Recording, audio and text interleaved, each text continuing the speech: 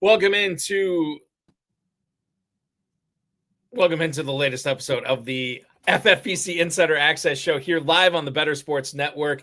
It is Fantasy Football Night in America, and we are celebrating it hard tonight. My name is Eric Balkman. You can connect with me on the X at ERICBALKMAN.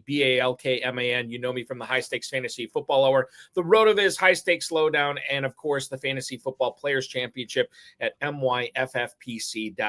Banner night tonight as we are into mid-November. I am in 40-some leagues, and I think about 2/3 of those, this is the last week of the regular season because the playoffs will start next week. So it's a big night for me. It's a big night for FFPC players. It's a big night for anybody who is a fan of the one Kacey Kasem. You check her out at Optimus Fantasy, at RotoBaller, and she is the host of the Get Real podcast at GetReal_pod, at RotoBaller, and of course at the Kacey Kasem. Kacey Kasem, welcome back. Hey, thank you so much. Thank you so much for having me. What a great little intro right there. I love it. I feel like I'm skipping out on stuff that I know you're in the t-shirt business. Yeah. A ton of stuff with fantasy football. Man, I'm all over the place, and it's getting to a point where what am I doing? Let's see. I've got Sunday Dreamers Club as well. It's my t-shirts that you're talking about. I do fantasy football t-shirts. I podcast over at Optimus with Nate. Mm-hmm. And then Fantasy Six Pack, I do a podcast over there with Keith Fleming as well. It's crazy, right? With all of this. Now I'm gonna lead this off. I'm gonna get on my soapbox here for a little bit to lead things off. And I know nobody cares about this, which is why I'm gonna make it brief. I've been hearing people in the fantasy football industry complaining about how much of a grind it is, right? Mm-hmm. And oh my God, we got another Europe game this week, and now I got to get up early and watch that or whatever. And when I hear that, because I'm a content producer, I'm also a content consumer. I'm like, and Scott Pianowski from Yahoo, a former co-host of this show, has said this multiple times. And I think I've repeated it multiple times because I think it's totally true. We work in the toy department, Kacey. Like we should not be complaining about having to watch an extra 3 hours on a Sunday. So I'm going to put this out there right now, and I'll let you chime in on this. Yeah. Because I know you probably have feelings on this as well. I feel blessed to do what I do.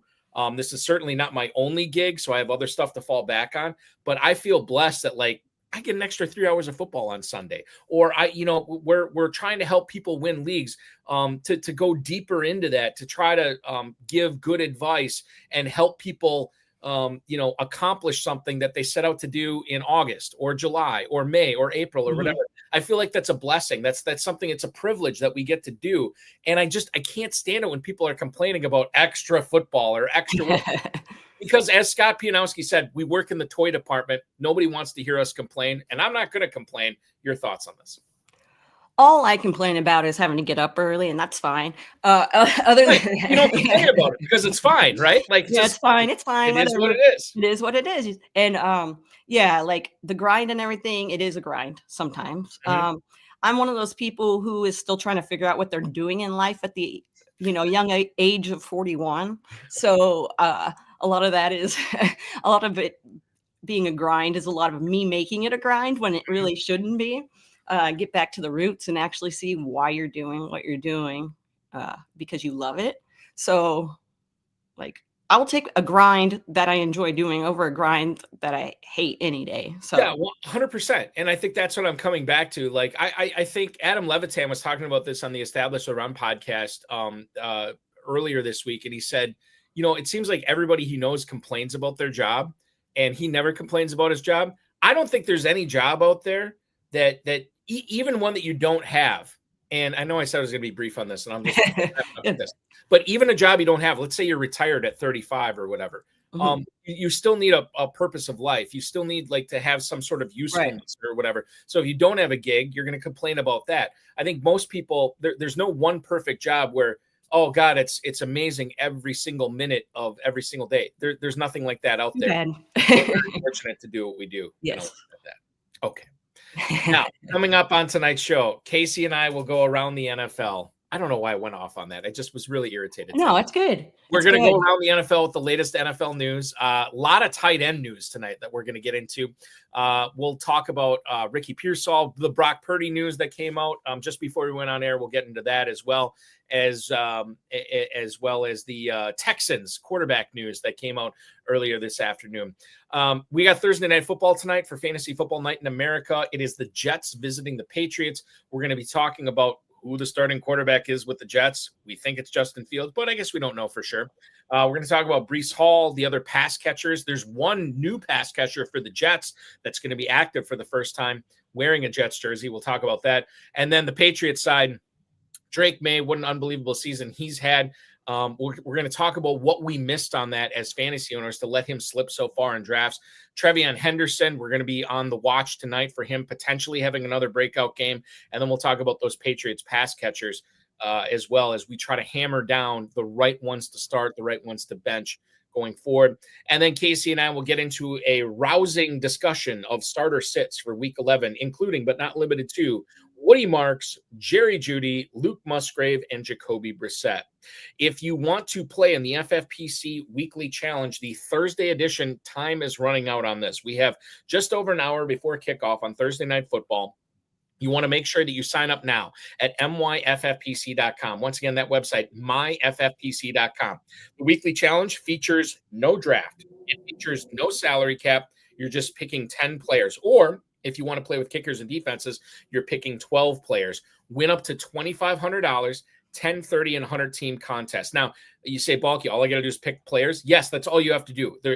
You don't have to do anything else. The slant is on this, you can only pick one player per NFL team. So if you want Dak Prescott, you can't have CeeDee Lamb. If you want Kenneth Walker, you can't have Jackson Smith and Jigma. One player per NFL team. Register now, myffpc.com. Shout out to our producer, Sean Engel. Thank you so much for viewing, listening, streaming, downloading this. I know we're live on the Better Sports Network here, but this can also be heard in an audio version. So if you can't hang out with for the full 2 hours tonight, you can pick up this podcast anywhere you get podcasts as well. Kacey, let's talk about Brenton Strange here. Brenton Strange was left for dead, and probably he should have been. When you consider all the changes that the Jacksonville Jaguars have underwent since he went on IR back in, week 4, week 5? I mean, it was super early. It was early. And I think the thing to understand here is when he went to IR, he was leading the team in targets, receptions, and receiving yards. So this was a guy that figured heavily into the Jacksonville Jaguars offense. I didn't get to see the practice reports today, so I don't know where he's at on that. But I know yesterday he was limited in practice. Earlier this week, he had his 21-day practice window open because he's on IR. Travis Hunter, we found out, is done for the year. He's not coming back until 2026. Parker Washington has a hamstring injury, and I think he came back to practice today, but he's dealing with that. And Brian Thomas, limited practice today, but he's also dealing with an ankle injury right now. So I look at all these things combined. The receiving room or the pass catcher room seems a little bit more crowded in Jacksonville than what it was when he got hurt. And I didn't even mention the trade for Jacoby Myers, who's also there now as well. But I think with everybody battered and beat up, Strange is a very, very interesting player to acquire in tight end premium leagues right now if he's out there. And I know he's out there in some leagues. This is a player that he's not going to be a league winner, but I think he could be a difference maker down the stretch. How do you feel about it? No, I feel the same way. I was big on him going into the season. I really was hoping that he could be. I mean, he looked really awesome to start the season. Surprised, more than I thought he was going to actually start off looking. And they need that. They need somebody back with, like you said, they have so many guys there, but the injuries and everything else, it's just, man, Brenton Strange, when he's out there, he's just kind of a game changer. Yeah. Yeah. And I think that's the thing to understand is at the start of the season, they had Travis Hunter. At the start of the season, they had Brian Thomas. And yet this was the guy that Lawrence kept looking to. Lawrence is a guy that, anything he can grasp onto in order to keep this offense going in the right direction, he's going to do.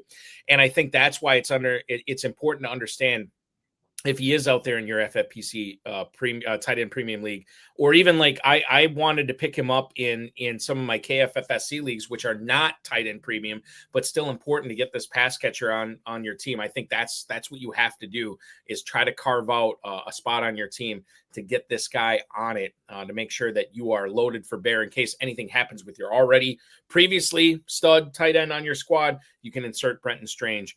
And I think that you'll be good to go for the remainder of the season. Steve Yergalos, the fantasy soprano himself, chiming in on YouTube. Trevor Lawrence is so bad he thought Brenton Strange was Brian Thomas Jr. Listen, man, we could do a full hour on what's going on with Trevor Lawrence in this offense, in the fact that he has not developed the way that the Jaguars thought he would. And maybe that's a commentary on the coaching and the development team in place in Jacksonville. I don't know. I want to talk about another tight end here, Casey, as we move on to Oronde Gadsden II. Not Oronde Gadsden Jr., but apparently Oronde Gadsden II. Who am I to judge? He practiced fully today, which was great. And it seems like he is going to have his normal workload for the Chargers this week. He was dealing with a quad bruise. We were all holding our breaths to make sure that he was going to be active for week 11. And it seems like this is going to be a situation where he's good to go and he's going to be able to put up numbers for you. Now, last week, he really disappointed. And I know the injury had something to do with that. When you look at this Chargers offense, knowing that Gadsden is slated to play, and certainly it would be a huge upset if he does not play in week 11, Casey. When you look at his matchup, he's going up against the Jacksonville Jaguars, who we just got done talking about. They are a 3-point favorite on the road. Total's pretty small at 43.5. But I will say, Keenan Allen has taken a step back. Yes. We've seen Quentin Johnston take a step back. Yep. And I got to believe that a significant reason for that has been the rise of Oronde Gadsden. If you got him, even in a non-tight end premium league, really difficult for me to formulate an argument where I say, you know what, give him an extra week. Let's see what he does. I think you roll him out there. Yeah, I agree 100%. And just a few weeks ago, I had people saying, like, I picked him up off of waivers and now I'm having to start him. No, you're not having to start him. You get to start him. That's so amazing. You get to start him. That's what I always say with my kids, and like, oh, we have to go to school. No, you get to go to school. Like that's the way it is. And there is one league, and I'm kind of embarrassed to say this. Steve Yergalos, who's in the chat right now, will at least be sympathetic to this. One of my leagues, Casey, it was the longest I've ever gone in any fantasy league without a win. And then I've been playing fantasy since the mid-90s. I finally got my first win in week 10, so I avoided the winless season. But in that league, I just noticed I have 4 tight ends in that league, and it's non-tight end premium. I have Kittle. I was the lucky bidder on Oronde Gadsden a few weeks back. I also have Theo Johnson, and I can't remember my 4th tight end. It's like Dallas Goedert or somebody like that. But I can only start 2 tight ends in that league. And so I'm like, God, I'm just absolutely loaded in that league. But I also, Kittle obviously missed a good chunk of the season. Yeah. I think that was a Malik Neighbors team I had, who obviously went down early, and it never really had a shot. But now I got to kind of balance this out. Like, how am I going to suss this out, trying to figure out which tight end to start? And I've been doing Gadsden and Kittle the last few weeks, and I feel pretty good about that. Yeah. There are some leagues where I'll put a tight end in flex, and it's not tight end premium league or anything. I'm just, they're going to score more points than right. Whatever, That's how I look at it too. Like, you can't, especially the way that modern NFL teams are looking at tight ends. I don't think we can just look at them as like flex tight ends anymore. We have to look at them as kind of quasi wide receiver 3s or wide receiver 4s, which would make some sense in starting these guys going forward. So yeah, I'm with you. Not only in tight end premium leagues, but in non-tight end premium leagues, if you have the right combination, a tight end certainly makes sense at flex. And it would dictate you also being a little bit weak at running back and receiver, which quite frankly I am in some of my leagues. Yeah. But I'll roll that extra tight end out there. Tom Smith chiming in on YouTube tonight, Casey. He's got a quarterback dilemma. He does not have Jackson Dart this week. We already found out through Giants interim coach Mike Kafka that Jameis Winston will get the start against Green Bay this weekend. He could pick up Jacoby Brissett. Would he be a better play for this week only over Brock Purdy, who we found out moments before we went on the air that Brock Purdy is going to return this week against the Arizona Cardinals. It's quite a conundrum here. That is a conundrum. And I don't know. Listen, Tom, I don't know who you're dropping to pick up Jacoby Brissett, but Brissett, Kacey, and we'll probably get into this more as the show goes on. He's been really, really good in Kyler Murray's place. If we look at the matchups this week, Jacoby Brissett is actually hosting the San Francisco 49ers with a game total of 48.5. If you look at Purdy, he's the 3-point favorite. So definitely the negative game script should favor Jacoby Brissett in this game. It comes down to who would you rather play, Purdy or Brissett? And quite frankly, at Thursday night, I don't know if I have a good answer for this, Kacey. Do you? Thursday night, I'm not sure I have a good answer for this either. Yeah, it really does. Like, I'd have to look at who I'm dropping. I might personally just take the shot with Purdy, depending on who I have to drop. Well, I want to talk about the Niners offense throughout the show because Pearsall is somebody worth bringing up as well. That's what it comes down to. Tom said he'd be dropping Trevor Lawrence in this case. And if you can roll with Brock Purdy and Jacoby Brissett, and you're dropping Trevor Lawrence, I think I'm okay with that. Now, I don't know if this is FFPC or KFFSC or whatever, but he will not be able to reacquire Trevor Lawrence, which is another pepper into the gumbo here that we have to, suss out. I think I'm okay with that, Kacey. I don't know how you feel about this, but I would cut Trevor Lawrence to make sure I have Brissett on my roster because I do believe he plays out the string. He plays out every game, the remainder of the season. Kyler Murray on IR. I don't think they bring him back. I think I'd rather have Purdy and Brissett over Purdy and Trevor Lawrence the rest of the way. So I'd make this move. Yeah, I think I would as well. It would probably take me a minute to actually pull the trigger on it, but I think that, that seems like a viable thought process right there. I want to let's get back to and Tom, hopefully that helps you out. I want to get back to the tight end conversation here, specifically in Houston, Kacey. Aaron Wilson earlier this afternoon posted on X that Dalton Schultz, dealing with a shoulder injury, was not seen practicing today. Now, 2 weeks ago, if we remember this, Schultz did not practice Wednesday. He did not practice Thursday. Got in a full practice Friday. Played on Sunday. He is not healthy. We know that. There's a lot of NFL players that are not healthy at this point, but he knows the offense, and obviously he doesn't really have to do a whole lot of practice reps during the week to make sure he is ready to play on Sunday. Cade Stover is currently on IR with Houston right now. Now, if he gets taken off IR, that could eat into the volume of Dalton Schultz here as well.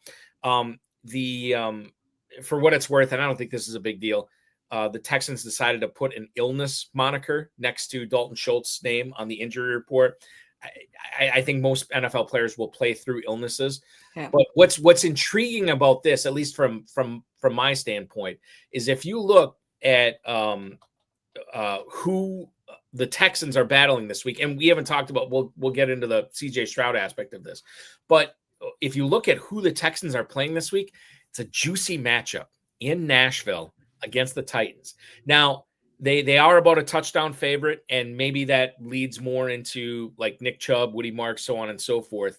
But when you consider that Schultz hasn't practiced yet, it is a little concerning. However, my personal take on this is if I have Schultz in a tight end premium league, especially one like the FFPC, where you can submit multiple flexes, if that dude is, even if he doesn't practice on Friday, Kacey, if that dude is active on Sunday, I'm playing him against the Titans. Maybe that's foolhardy on my part. Maybe I'm putting too much confidence in Dalton Schultz if he doesn't practice all week, but I feel really good about if he's active, I'm going to play him in a tight end premium league. Yeah, if he's active, I'm the same way.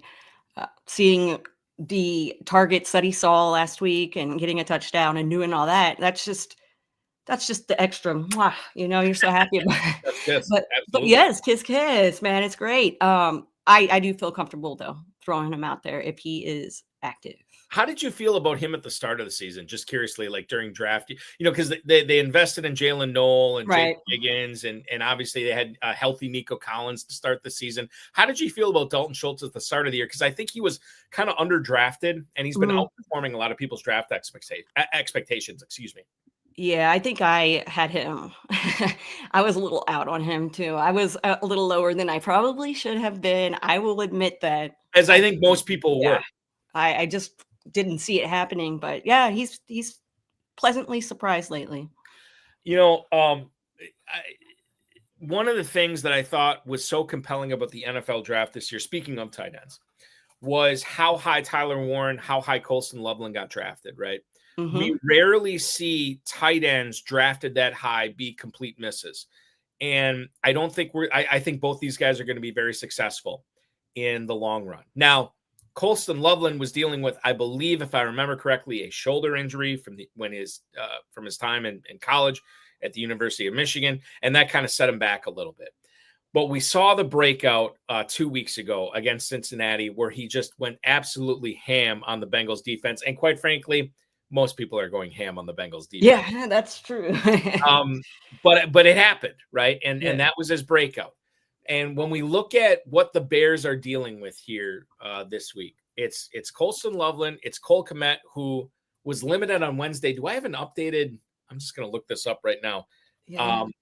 I don't know if you saw anything. I didn't see. So. Oh, no, I got it right here. Limited yesterday. He got in a full practice today. Did Cole Kmet. So It looks like he's going to play against Minnesota this week. I don't know how you feel about the pecking order in Chicago right now between a healthy enough Cole Kmet and then the rookie Colston Loveland, who's really been coming on. If I had to start one of them, if I had both of them on the same team, it would be Loveland. But really the question that we have to suss out here is trying to figure out how confident, Casey, we feel in Colston Loveland, knowing that Cole Kmet is getting in full practices and is still going to be a factor, at least in some degree, on this Bears offense against the Vikings on Sunday. Yeah, I'm still, if I have them both, I am going Loveland as well. Got to temper my expectations a little bit with Cole Kmet coming back and everything, but I think that I still feel comfortable with how Loveland's been coming on lately. Yeah. So when I've got that confidence, I keep rolling with it. How do you feel about Loveland long term? I mean, are you a believer in? We'll expand it out. Let's expand it out to a lot of these rookie tight ends. Yeah. Tyler Warren, Oronde Gadsden. Are any of these guys fool's gold, or do you believe in all three of these guys long term in the NFL? I think I believe in all three of them. I'm pretty set on believing in these guys going forward. I'll throw in Harold Fannin in there too. Is that another guy that you're believing in?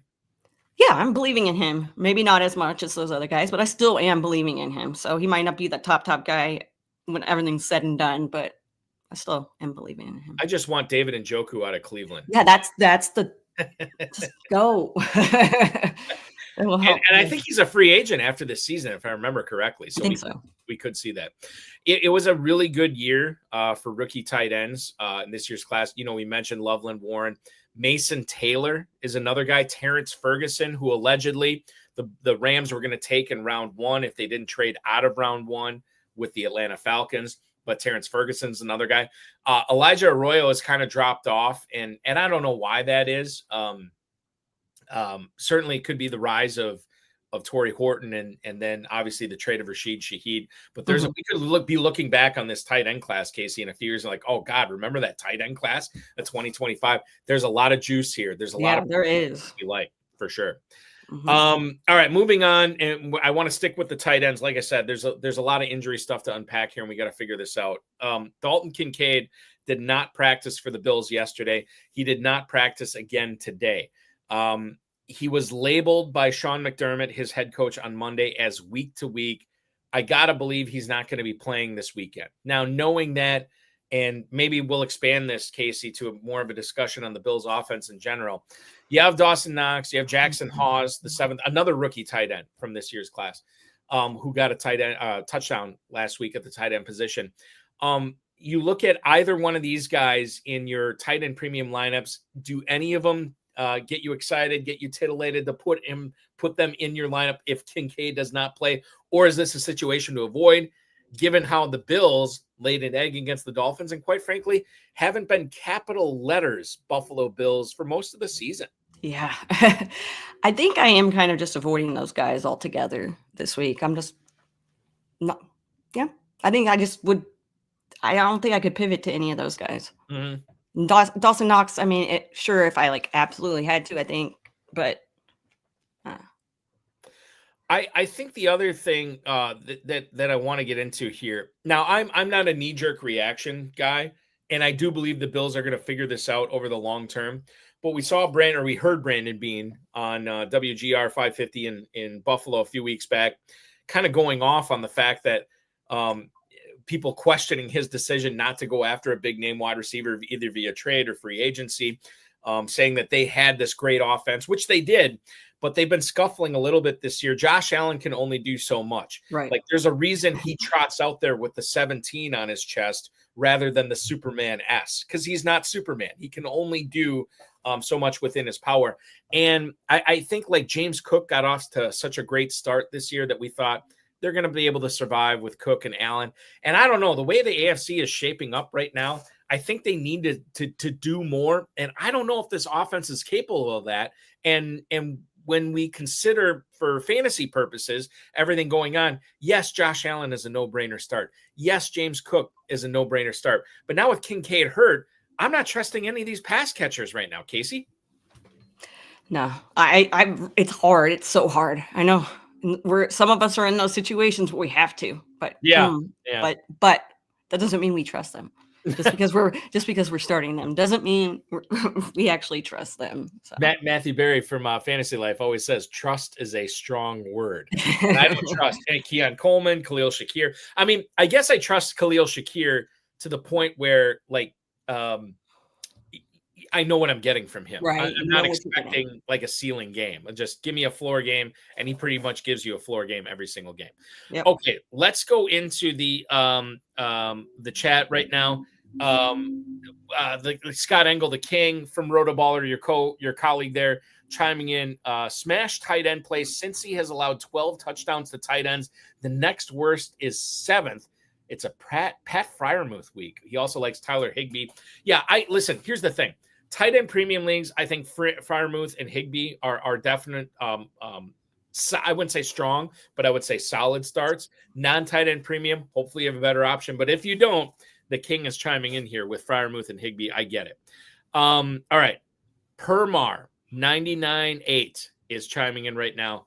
He has to flex 2 of these players. Excuse me. He's in a league where he has to flex 2 players. He needs one from Harold Fannin, Ricky Pearsall, and Sean Tucker, and he wants to know if Ricky Pearsall is going to get a full workload. So let's unpack that first as we try to answer Permar's question here, Casey. Ricky Pearsall, according to his head coach, Kyle Shanahan, literally minutes ago, Shanahan said Pearsall is going to play against the Cardinals in Week 11. Pearsall, talking to the media before practice today, said that he felt like he felt like himself again, which is good. Like we love to hear that. However, limited practice Wednesday. He did not get into full practice today. He was limited again today.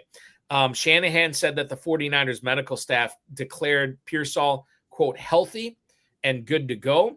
He ranked 3rd among NFL wide receivers with 281 receiving yards over the first 3 weeks of the season. And if he is back to normal, this should be very exciting to trot out Ricky Pearsall this week against the Cardinals. Will we have to sort through this? Are you buying what Shanahan, the 49ers medical staff, is saying? If you have Ricky Pearsall, are you automatically playing him, Casey, let's say, as a top 30 option this week? I am. I'm just going to go. Sometimes it's a little gut and a little bit of like, really, I'm going to trust that he's going to see, at least if he doesn't see a full workload, I'm going to think it's going to be enough to justify starting him over the other guys. You know, there's no Brandon Ayuk. Obviously, Deebo Samuel is in Washington. Yep. And you have Juwan Jennings there. Maybe this is more of like, these people that were holding out, and I'm including myself in this. I have Kendrick Bourne still in a couple of my lineups this week that I've been trying to think of a good reason to get him out. And maybe this is reason enough. Not only with Pearsall coming back, but with Brock Purdy coming back. The big attraction to starting a guy like Kendrick Bourne was his chemistry that he had with Mac Jones that dates back to their time in New England. And so at that point, it's like, if you don't have Purdy and Pearsall's coming back, this is an easy bench Kendrick Bourne situation, and get Purdy in there, get Pearsall in there. Let's go to Tom. Oh my God. How about this question, Casey? Tom Smith, our buddy Finns fan. Drake Maye or Josh Allen? Never thought it would be asked this late into the season. This is fascinating. It's very fascinating. So I have a feeling on this. I'm not going to say where I stand on it. Drake Maye is home tonight against the Jets. Josh Allen is at home against the Buccaneers. Casey, you can only play one. Who's it going to be? I'm probably going Drake Maye. Oh my God! Isn't that hilarious? But it is hilarious. Well, but it's hilarious. It would have been hilarious prior to week 1. Yeah. It is not hilarious right now. I know. Your reasoning on benching Josh Allen in favor of Drake Maye. Well, first, I kind of just want to get it out of the way. So Drake Maye plays, get it over with. Now, really what I was thinking here, and Drake Maye is quietly he is putting up solid. He is, like, I was talking with Nate earlier about this, like what he's been doing this season. I don't know why I've been sleeping on him, but yeah, I'm just going with what he's been doing lately. And and against the Jets tonight, I'm just, yeah. The total tonight is 43.5, which is a little bit low. And then when you consider Drake Maye, not Drake Maye, the New England Patriots are 12.5 point favorites. Mm-hmm. To me, that screams Trevion Henderson, Terrell, like Jennings. This is going to be a running game. So now it's close for me, Casey. I it is forth on this, and I assume it's close for you. It is very close. So I'm going to bench Maye in favor of Josh Allen, and the total on the Buccaneers game is 4 points higher. Granted, you still have a positive game script for Buffalo, which kind of works against Josh Allen. But his team is only a 5.5 point favorite, whereas the Patriots are 12.5. And in regards to Allen, with apologies to Drake Maye, this is not his fault. Allen's got the longer track record. We've seen Allen do a lot of damage inside the 5, inside the 2, at the 1 yard line. And DraftKings earlier this week listed Drake Maye as the MVP favorite. So who am I to call out, oh my God, you have to be playing Allen over Maye? I don't think you have to. No, I don't think it's to me very interesting. It's a gut call. It's a gut. It really felt like it was one of those where it's like 49-51. Like, yeah. I think so. So Casey's going Maye. I'm going Allen. We didn't help you at all, Tom, but I appreciate you watching. This is. And now go with your gut. Now go with your gut. Exactly. All right. Sean Humans. Maybe it's Sean Humans. 4249 has another starter sick question here. We're going to go to him right now. This is a wide receiver question that he is facing this week.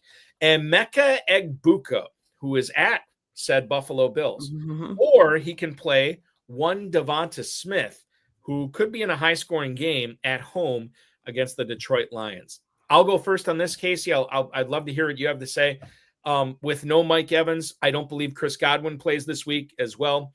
Emeka Egbuka should be the featured target in a game where Tampa is going to try to hang with Buffalo as best they can. And how do you hang with them? It's by throwing the ball, and it's by throwing the ball to Egbuka.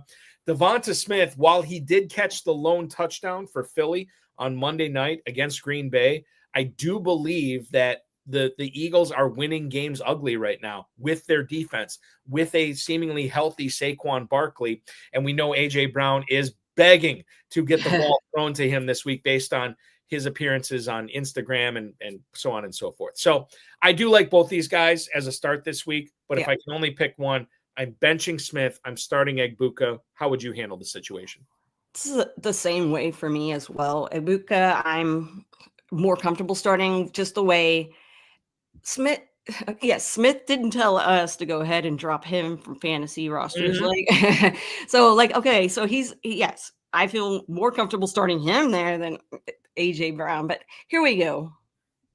Egbuka is he's got to be the guy that gets it because the injuries, Chris Godwin's just that whole situation makes it so sad. Would you? I mean, is Chris Godwin droppable for you? Right I say yes. I've been saying it. So okay, for me, I think he is.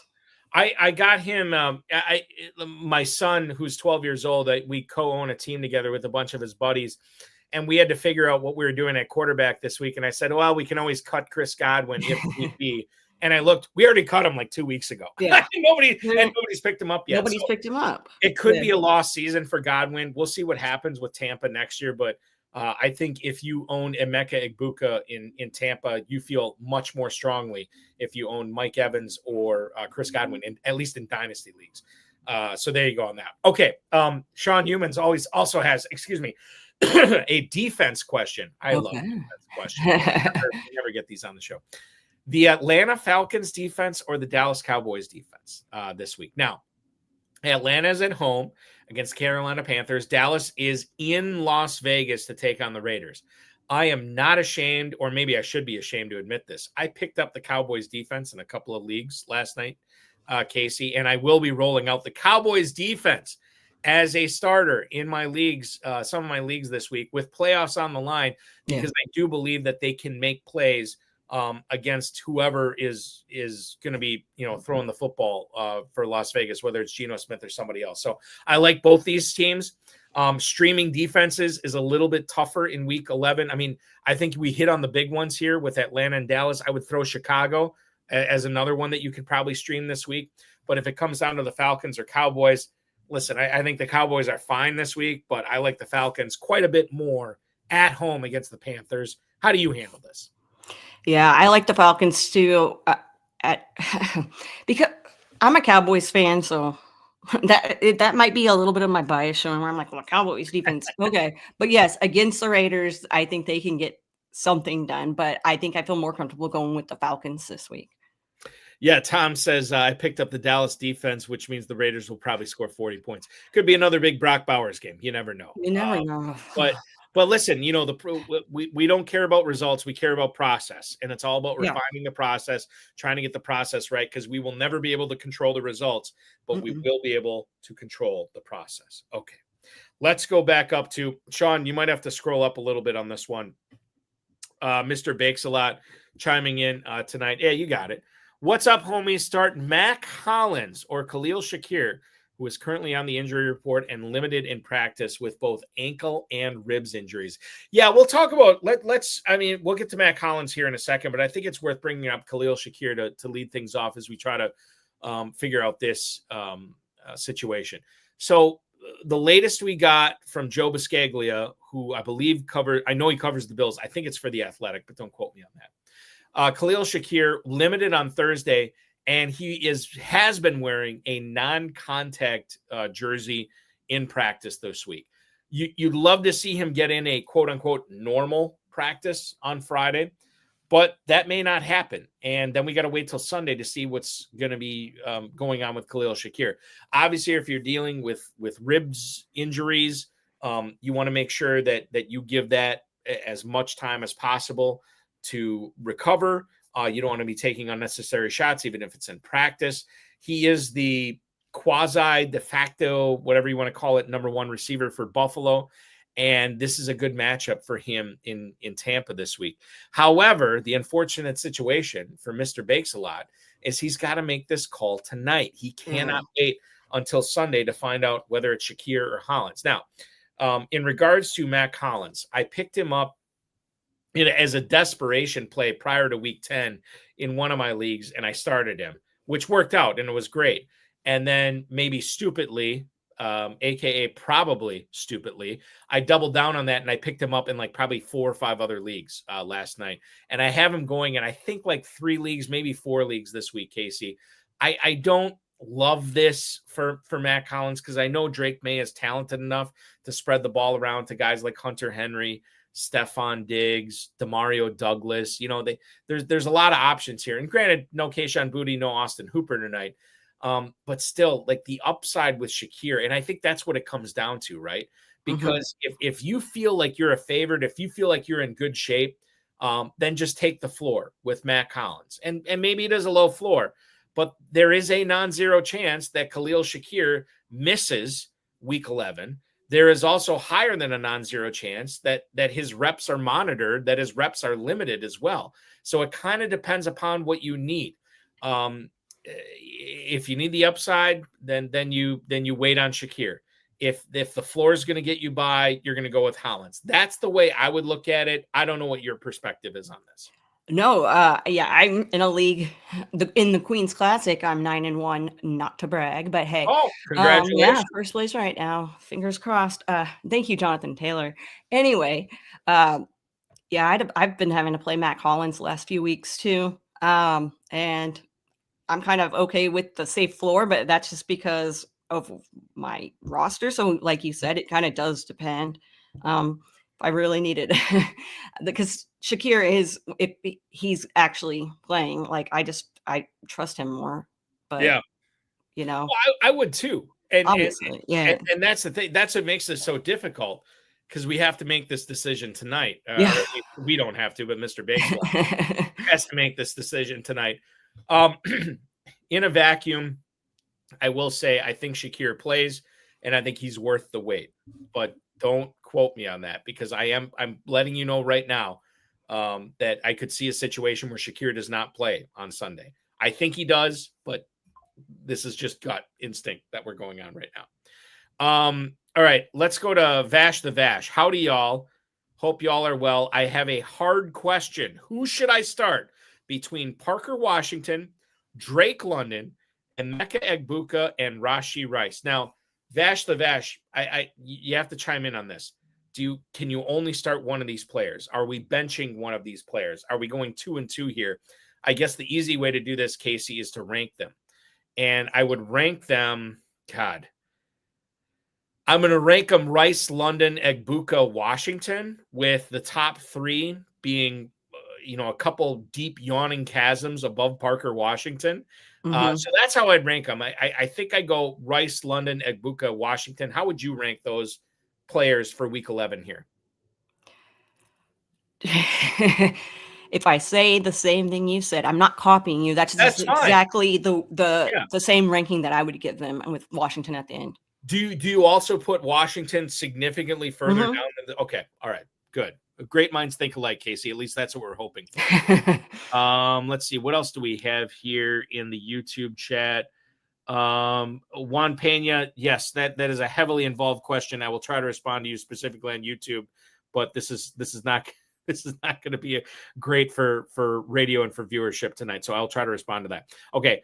Scott Engel, Dallas versus the Raiders, battle of the has-been franchises would be the game of the week in 1982. The problem is, Casey, you were barely alive in 82, right? I wasn't alive yet. You weren't alive. I was barely alive. 84. 82. So yeah. So we listen, Scott, you are the GOAT for a reason. You're the king for a reason. I can't really comment on early 80s games between the Cowboys and Raiders. How about this from Wandier 2634 on YouTube? We have to bench 2 of these players, Casey, for Wandier here. Travion Henderson, DeAndre Swift, Travis Etienne, DeVonta Smith, and Quinshon Judkins. This is tough because I love all 5 of these. I don't love all 5 of these players, but I do like all 5 of these players this week. In the interest of you feeling like you're not copying me, I'll let you go first on this one. Tell me the 2 players you're benching out of Travion Henderson, DeAndre Swift, Travis Etienne, DeVonta Smith, and Quinshon Judkins, and then I'll let you know which 2 players I'm benching in this coagulation here. Goodness gracious. It's tough. It is tough. I'm gonna go Swift and Smith. Swift is against the Vikings on the road. DeVonta Smith is at home against the Detroit Lions. That is what you're saying on this. I am with you on Smith for sure.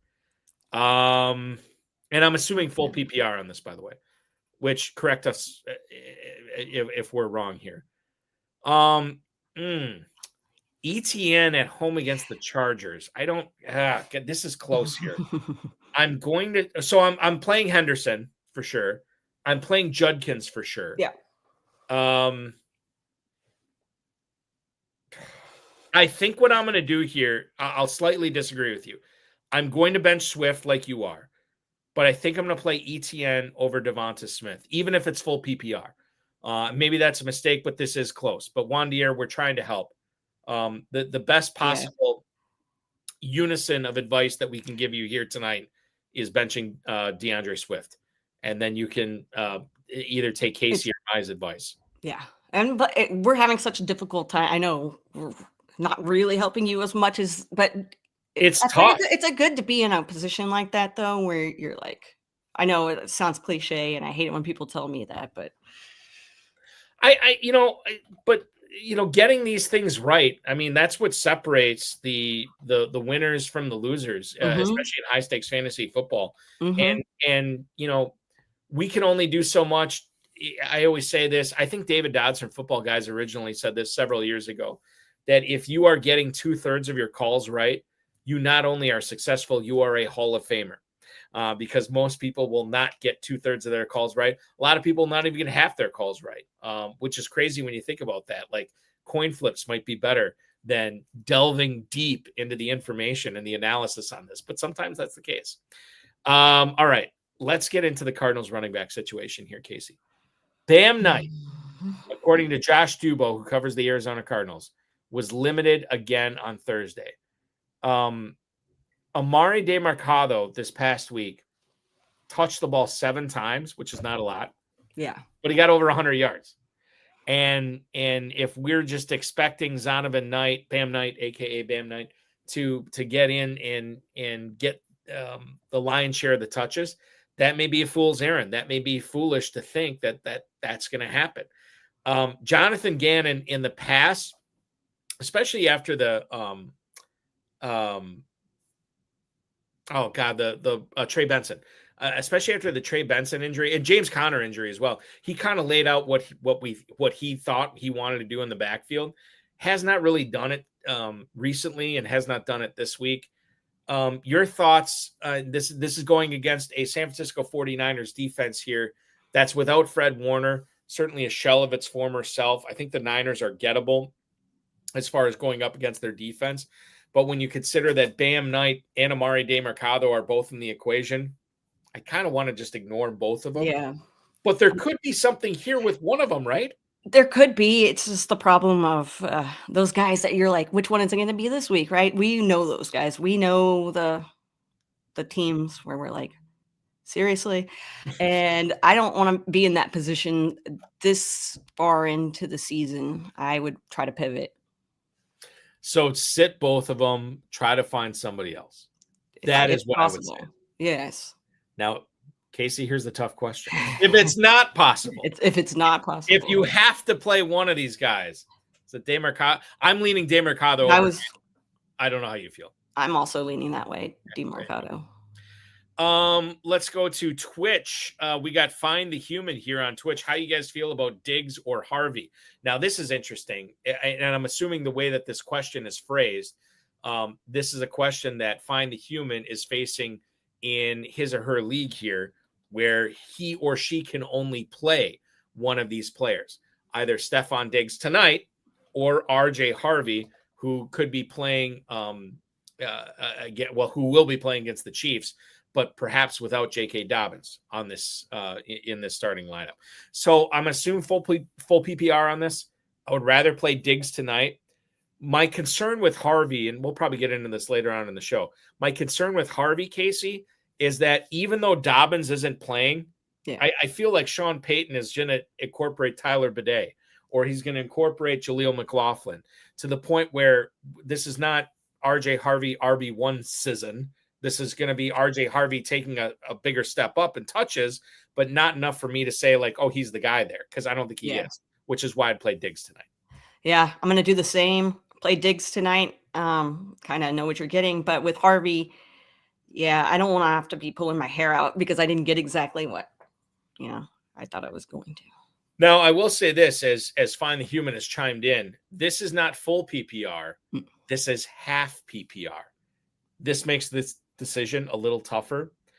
I'm still going to say Diggs over Harvey here, but this gets a little bit closer, Casey, where I don't feel as confident in declaring Diggs as the better player over Harvey this week in half-point PPR leagues. I don't feel as confident. I still lean that direction. It does move it a little bit where they get a little bit closer.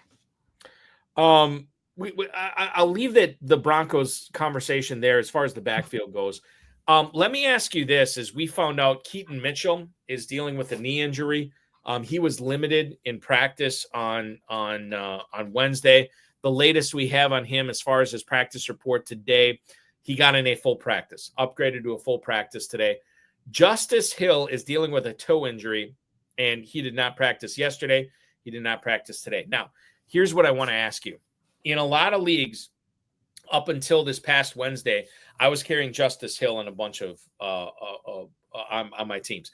I cut him last night in a bunch of leagues, sometimes in favor of Keaton Mitchell, sometimes in favor of somebody else.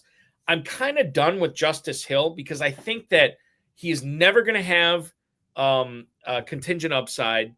Right. He's not going to have standalone value as long as Henry is healthy. And even if Henry gets hurt, I think it's Keaton Mitchell that the Ravens turn to. I feel like I made the right decision getting Justice Hill off my teams to stop him from clogging those rosters. And I did go after Keaton Mitchell, who, again, no standalone value. But if Henry were to go down, especially with the Ravens hell-bent on trying to still make the playoffs this year, I love Keaton Mitchell better as a handcuff, better as an injury away type guy for Ravens running backs, much more so than Justice Hill. And I'm kind of upset at myself that it took this long for me to realize it, but I'm all aboard Keaton Mitchell. Justice Hill, he does that to us, though. We were like, oh, man. Yeah, I think that was the right move you made there to go in that direction. Mm-hmm. We're in week 11. We're going. We need to move on from Justice Hill now. This is sick too, but like I think it's still clouding my judgment on Justice Hill, thinking about what he did week 1 of the 2024 season, Casey. Where isn't it funny how that happens? It's funny if you're not dealing with it, but it's sick when you're like when I'm I think about like what he did and how much I spent on him to get him in redraft leagues. But yeah, I think I'm kind of out on him. Yeah, he's a pass catcher, but does that role change much if Henry goes down? I don't know if it does, but I know it does with Keaton Mitchell, which is why at this point in the season, we got 2 weeks of buys yet in front of us. If you count this week, we got 3 weeks of buys in front of us, although there's only 2 teams on bye this week. I think we have to look at it from the standpoint of like what helps your team, not what helps your team the most, what helps your team win a championship the most. Like right. You have to really be considering ceiling rather than floor with a lot of your bench right now. And that's the difficult thing because we spent all draft season, the first 2.5 months of the season, building up this depth, building up players that can start in a pinch because of injuries or buys. And now we have to radically change that for the last month and a half, 2 months of the season, where it's just like, look, if you don't have 25-point upside, 30-point upside, I don't want to be in business with you. And that's a tough thing to kind of wrap our heads around, but I think it's the right way to handle your fantasy teams. Mm-hmm. Yes, I'm all about getting rid of your roster cloggers. I'm very, I got to make sure that this roster that I've got I can correct my roster. You know what I mean? Like if I made mistakes on draft day or whatever, like you can, and week 11, yeah, we're getting close to the playoffs, and now's that chance to like get rid of those guys that are just taking up space. Yeah. Dump those receivers, the Shamir DKs, the Alec Iamanners of the world, and then go with guys like Keaton Mitchell. Go with guys like Emeka. Yeah. Who? I'm sorry. Who? Oh, I was just saying, take a shot on these guys. Like exactly. It's not. What's the worst that can happen? You already have guys on your bench that you're not using. So The thing we have to understand too is Shamir, DK, Elikai Manor. Not that I'm singling out the Titans here, but like these wide receiver sixes, wide receiver sevens, they're not winning you your league.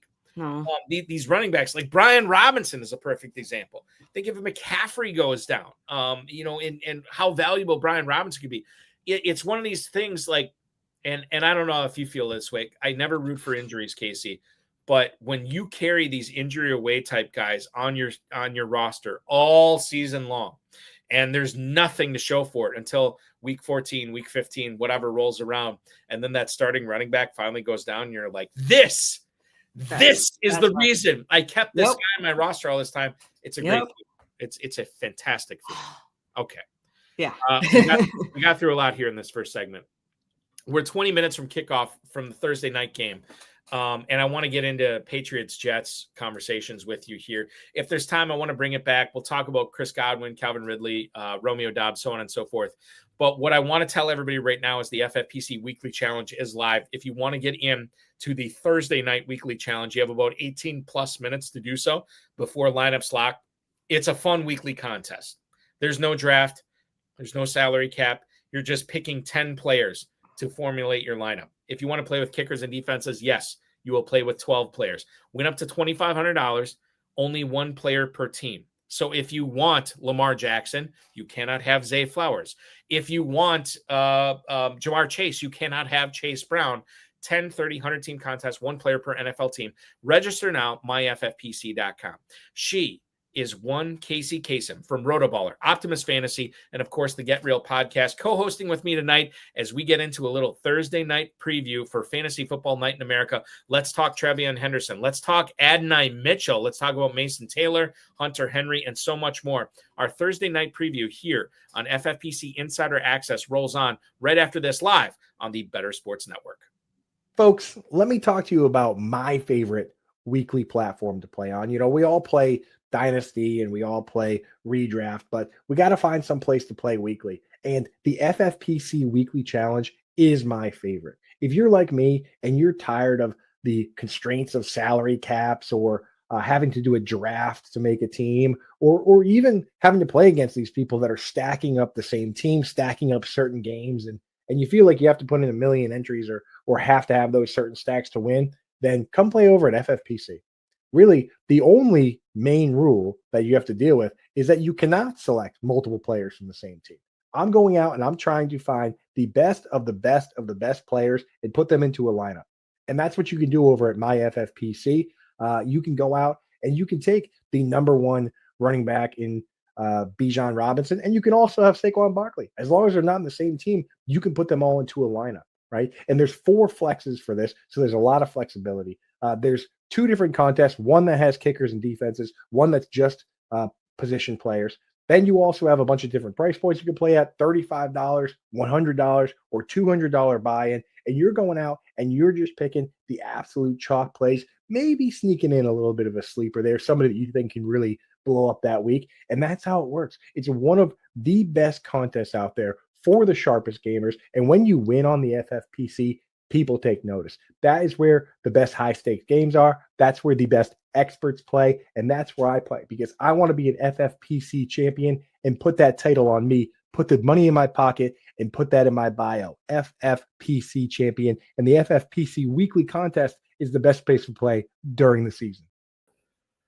The high stakes fantasy football show, aka FFPC Insider Access, rolls on here live on the Better Sports Network. My name is Eric Balkman. She is Kacey Kasem from RotoBaller, and of course the Get Real podcast and Optimus Fantasy, Sunday Dreamers. My God, if there is anybody who has more skin in the game in fantasy football, show me that person, because I don't think anybody does besides Kacey Kasem here tonight. Now, you posted a very interesting piece about, this is a while back. Maybe it wasn't quite a while back, about quitting your job and sort of your, like how that has, how that decision has changed your life. I want you to elaborate a little bit on this, because you are an interesting case in the fantasy football industry, Kacey. Yeah, I'm an interesting case of what anxiety and stress looks like. Now, I quit. I worked in an office for a really long time. didn't have any windows, and it was fine, but I wasn't doing anything with my brain. I wasn't actually doing anything. It was data entry, right? Whatever. So my wife and I decided, go chase your dreams and figure out what you want to do with your life. I honestly, I'm trying to find the exact lane I want to be in. I have so many ideas. Obviously, I'm all over the place doing all kinds of stuff. And so I'm trying to like hone it in. And so this journey has like opened my eyes to like what I'm good at and what I'm not good at and what I need to focus more on. And so I'm like learning, like I have these skills. I need to figure out exactly where to use these skills, right? Sometimes you're not doing the right things. And so it's been a journey. It's been about 1.5 years or so. And yeah, some days we're awesome. Some days I'm just like, you know what? Tomorrow will be better. Well, and that's true of a lot of us, like I just, it's one of those things where like, as far as anxiety goes and mental health goes, it's one of these things, like, I don't know if you feel this way, maybe you do. And I don't want to turn this into a whole thing here, but I might. I didn't read, you always just think that that's stuff that other people have, but you can figure it out yourself. Like you're strong enough to figure it out yourself. And then you kind of realize, you know what? I'm not strong enough to be. And so, once you realize that, I think it changes the way you look at things in life. And the other thing too, that I think is good for you and you have a luxury that a lot of people don't have is you went out and actually made this decision where you found out like, what's the line from Friends, where you have the fear, right? Where you don't have that job, you don't have that, like that cushy trampoline to fall back on. Right. And you found out for yourself firsthand what you're good at, what you're not good at. And you're still working through how to apply that, how not to apply that, which I think is something a lot of people either don't do, can't do, or just outright choose not to do. And that's no way to live. And I think you're living the right way, where you're being active to try to figure out, what is my purpose in life? How do I contribute not only to society, but selfishly, as long as we're doing this podcast, how do I contribute best to the fantasy football industry? Yeah. Doing that, which I applaud you for it, because it's something that a lot of people don't take the plunge in doing, and you're doing it. You're living it. I have to give all the props to my wife, but like, because seriously, I couldn't have done this on my own. It's so nice to have that support system. She thought that when I quit my job, we'd be traveling a lot more. So hopefully that'll start up soon, because I would love to be able to do that. So, but yeah, finding like Get Real. You've been on Get Real with me. I hear everybody's stories, and we're all kind of in the same boat in a lot of what we go through every day, and finding things out. And it's not always easy, but it's a journey, and it's getting to be pretty fun finding out, oh wow, I can actually do that. I'm good at that. Or, oh, maybe I need to like step back a little bit. You're not as good at that as you thought you were. So right, yeah. No, and this is good life advice. I mean, I know it's a fantasy football show. We're giving fantasy football advice, but that's good life advice is knowing where you're strong, knowing where you need to be better, which is kind of true with your teams, right? Like you need to know what makes your team really good, and you need to know what is going to make your team better. I want to get into a couple of starter sets before we get into our final Thursday night preview tonight, game kicking off in 12 minutes. Mako Cage, I don't know, on Twitch. Hi there, starter set question, Stephon Diggs or Trey Tucker? I'm rolling with Stephon Diggs over Trey Tucker this week, Casey. I am as well. All right, perfect. K. Waukee 14. Who should I start between Zay Flowers or AJ Brown? As you pointed out earlier, Zay Flowers did not go on Instagram to tell people not to play him in fantasy, but AJ Brown did. That said, I'm still playing AJ Brown over Zay Flowers. That dude is allergic to the end zone, and maybe it's because he's a smaller wide receiver, but this is a guy that's really struggled to score touchdowns over the course of his career, and never a bigger drought has there been for Zay Flowers than the 2025 season. So I'm still playing AJ Brown here, unless you feel differently. No, I'm still playing AJ Brown here. Not the happiest about having to do it, but I am over Zay Flowers. Yes. All right, let's get into Thursday night football. Justin Fields, as far as I can tell, I got the Prime Video going on right now. I have not seen anything definitive. I'm assuming Justin Fields is starting tonight.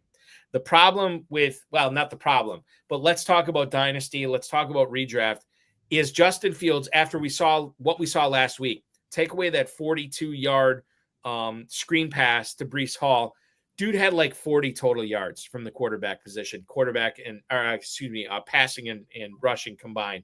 Is he even worth a dynasty investment? Would you give up a future draft pick any round at Justin Fields right now? Or is this guy best belong on waiver wires, Casey? Man, I mean, I might give up late round pick for him, maybe, possibly, depending on how I'm set up. Do you believe he's with the Jets next year?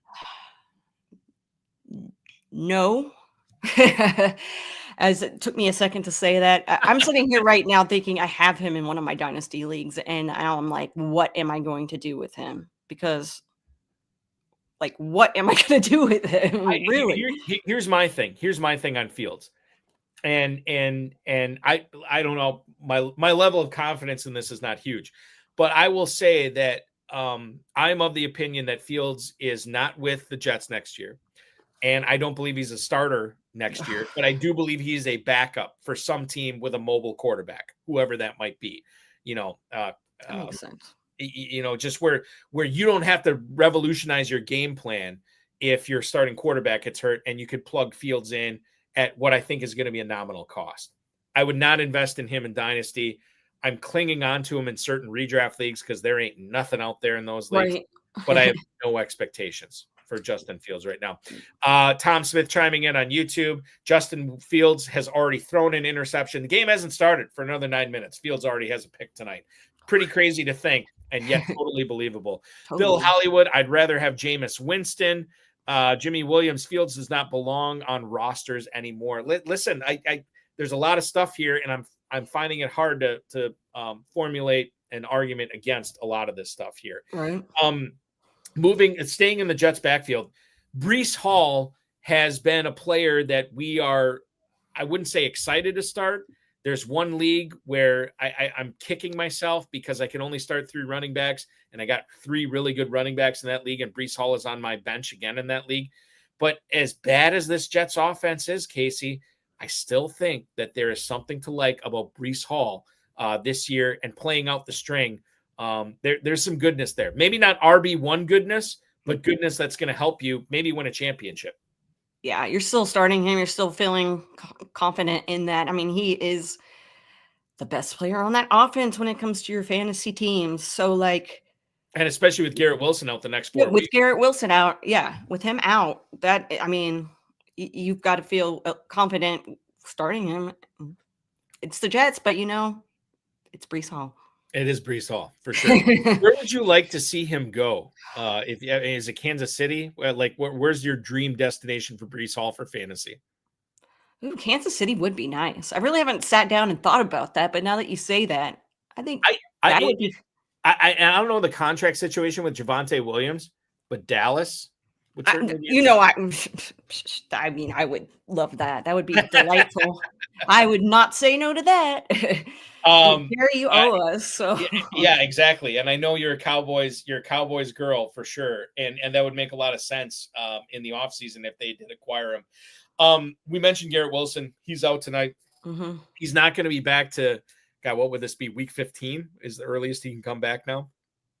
Keaton Mitchell, we found out, who came over in the Sauce Gardner trade from Indianapolis. We found out he's going to be active tonight. Couldn't acclimate quick enough to the Jets offense after the trade, but he is there now. This is a really bad collection of wide receivers and pass catchers. We'll get to Mason Taylor in a second, but as far as wide receivers go, you have guys like Adonai Mitchell, God, who I'm blanking on this is how bad they are. I can't even think of who they are right now. Tim Patrick's not on that team, is he? Who am I thinking of? There's some old veteran. There is, because I was looking at it earlier but now I'm getting them all confused for every other. All right, old veteran. So here's Isaiah Williams, Alan Lazard. Okay, yeah. Okay. John Mechie, who they acquired in a trade. Arian Smith, the rookie 3rd rounder. Tyler Johnson. At the risk of I want to move on from this as soon as possible because people are clicking us off right now because we're talking Jets wide receivers, not game Garrett Wilson. Is there anything here tonight? FFPC weekly challenge, weekly fantasy contest. Is there anything here with Jets wide receivers? No, I'm going to pass on all of those guys. They all suck, and they all have Justin Fields throwing to them. Yeah, so it's not ideal. No, it's the opposite of ideal. It's unideal, unideal, whatever it is. So that said, Kacey, is tonight a Mason Taylor night? Because we have seen Mason Taylor do numbers. We have seen Mason Taylor have at least somewhat of a relationship, an on-field relationship with Justin Fields. They got to throw to somebody. Garrett Wilson's off the table. Now, we did say they had to throw somebody last week, and they didn't. Fields did not. It was like less than 60 yards passing. So if you do play Mason Taylor tonight, based on the whole, he's going to collect catches and yards because an NFL team has to throw to somebody, you are running the risk of having like a 2 for 13 type night for Mason Taylor. Yeah, this NFL team does not have to throw to anybody. They don't have to throw it. They can Brees Hall, hello. So, yeah, I'm not seeing it. I would temper my expectations hardcore for Mason Taylor night being a thing. Going back out to YouTube, Bill Hollywood says Tyler Johnson is his favorite Jets receiver tonight, but I don't know if that's different than saying your favorite Chiefs receiver or your favorite Rams receiver or something. It's totally different. So I get it. Let's see. Jimmy Williams saying Brees Hall and Mason Taylor lead in receptions tonight. I get that. Mr. Bakes-a-lot wants to know, full PPR, I'm assuming non-tight end premium, or maybe I should assume tight end premium here. Casey, who would you rather start, Mason Taylor or Maye DeMarcado against the 49ers on Sunday? This is interesting. This is a tough one. It is. I know I was just talking all that smack and saying, no, I wouldn't start Mason Taylor, but I might just start Mason Taylor, just hoping that the Brees Hall isn't the main attraction for the whole entire time. Like, let him have a little bit. So just because that DeMarcado, like, I just don't want to touch that situation right now. I will say this, like as ugly as the Cardinals backfield and Cardinals offense is right now, I think the Jets is uglier. I could regret this, but I would play DeMarcado over Mason Taylor this week, even in tight end premium. And again, Sean marked the tape on that. You can put it on X and embarrass me when I find out I'm wrong on that, but that's the way I'd play it for sure. Okay, now we got a couple of minutes before kickoff. Let's get into the Patriots side of the equation. I want to save Drake Maye here. Let's lead off with Trevion Henderson. Has he officially been launched? I'm going to couch this by saying this. I was driving my kid, my 12-year-old son that I co-own this fantasy football team with. We have Trevion Henderson on that team. And we're listening to Sirius XM radio on the way to his basketball practice. And we found out that Trevion Henderson, this is after he busted his second big long touchdown run. And he told me, because he's following it on his app or whatever. And he's like, oh, Dad, Trevion Henderson just had a 69-yard touchdown or whatever it was. I'm like, okay, he's been unleashed. The cat is out of the bag. The toothpaste is out of the tube. The Patriots know it. The American people know it. We all know it, that Trevion Henderson is a stud. That said, I'm still nervous because of Mike Vrabel and Josh McDaniels, even though Ramondre Stevenson is out tonight, even though Terrell Jennings is sort of an afterthought on this offense. Has he officially been launched? How much confidence, Casey, are you starting Trevion Henderson with in your leagues in Week 11? I'm pretty confident. Now, granted, I don't have Trevion Henderson anywhere, and that really hurts my heart, but I am very confident. Well, you know what? It didn't hurt your heart for the first 10 weeks of the season. That's true. So I was all happy. I was very happy about that. No, I think it is time for us to say, yes, he's been launched. I'm hopeful you're right. My concern, and until Ramondre Stevenson comes back and has a healthy 3 carries for 10 yards, 1 catch for 0 yards game, I'm still going to have this nagging, thing in the back of my head that Henderson it's not going to happen for him in 2025. But I think I'm with you for the most part. I think that he is good to go.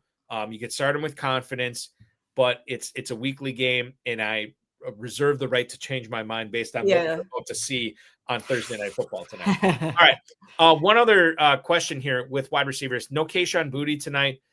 We already talked about Stephon Diggs. We like him as a start tonight. But as far as a flex goes, in PPR leagues, would you be going with Demario Douglas, or would you be going with Matt Hollins if you had to pick from one of those two receivers for New England tonight as a supplementary wide receiver piece to Stephon Diggs? Probably Douglas on that one. Why is it Douglas over Hollins for you? Because Hollins is coming off a big week. I know Hollins is coming off a big week, and honestly, I am starting Hollins in some of my leagues, but I don't know. I just feel more comfortable with what Douglas is going to get me. Like, I remember at the start of the year, there was, I don't know if it was Mike Reese or not. It was some Patriots beat writer, for 2 weeks straight in preseason, kept writing up Demario Douglas. This is how this offense goes, and somehow that stuck in my mind. And I just feel like I've cut him and I've reacquired him. Right. I've cut him and reacquired, kind of like the thing I did with Kayshon Boutte. And then you get this guy, Matt Hollins, and I think he gets kind of a bad rap because he's bounced around the NFL. And if he's really that good, why don't people keep him around? But yet he's been in Buffalo, he's been in Las Vegas and all these different spots or whatever. And so there's that stigma as well. But Pop Douglas is the younger guy.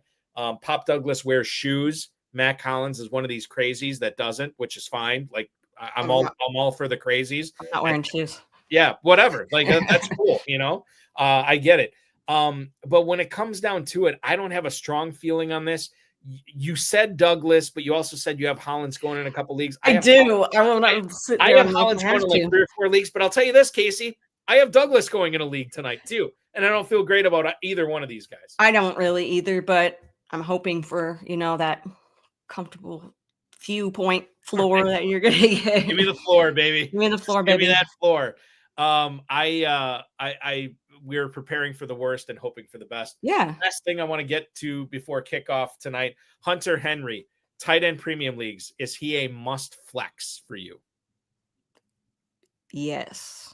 Now, last week, maybe he didn't see as many targets, but I mean, he's seeing the targets. So I think he is a must flex. I have Tyler Warren on bye in several leagues, and I feel really comfy cozy being able to trot Hunter Henry out there at tight end this week. I feel good about what they're going to accomplish tonight. We are about to kick off on Thursday Night Football here on Amazon Prime. Kacey and I will give you updates on what's going on in that game tonight as we celebrate Fantasy Football Night in America for the remainder 42 minutes of this show tonight. The Patriots have kicked off. The Jets are going to receive it. It's Kenny Ngwangu who is going to return the ball to the 29-yard line. It is going to be 1st and 10 for the Jets from there. On first down, they end up going with a short pass to Mason Taylor for 6 yards. So good to get early, as we see Mason Taylor getting involved. 2nd and 4, 14:55 to go in the first quarter. Breece Hall goes off tackle for 3 yards, and now it is 3rd and 1 from the Jets 37. I saved this because I think regardless of what we said about Drake Maye prior to the game kicking off or even after the game kicking off, it's going to be the same as far as what you do with him in Week 11. Why did we let him slip so far? I don't know, Casey. This is a guy that is the quarterback on an 8-2 team. DraftKings.com has him as the MVP favorite right now. I let him go in way too many drafts. I think I drafted him in like 2 leagues out of like 40, maybe 3 leagues out of like 40, and I feel sick about it. What did we miss so we can not screw this up next year? I don't know what we missed. This is so yes, maybe we're screwed up again next year, but I underdrafted him. Most of us did. Mm-hmm. Even today, like I told you, I was talking to Nate. We didn't even realize he was where he is in fantasy rank, where he sits. Yeah. We're like, oh yeah, he's like quarterback 4 or something. Nah. So I don't know. We should have seen it, right? Yeah, I mean, we should have, but it's all about a reevaluation, right? Like we're always trying to get better every year, and there's always going to be instances where we screw up and we let players fall. More so. In fact, I'm going to bring this up right now. Shout out to Darren Armani, who is the godfather of the FFPC Pros versus Joe's Challenge. He runs the website fantasymojo.com, which has a lot of great stuff on there as far as waiver wire bids, as far as lineup ownership percentages, starting percentages, so on and so forth. What I'm going to go back into is the FFPC main event ADP, where people are ponying up $2,000 plus to participate in this to try to go for $1 million. I can tell you that when the drafting season ended prior to week 1, Drake Maye went off and get the vomit bag out, because you and I are both going to throw up when we hear this. Drake Maye was quarterback 12. 11 quarterbacks on average were drafted in front of him this year in the FFPC main event.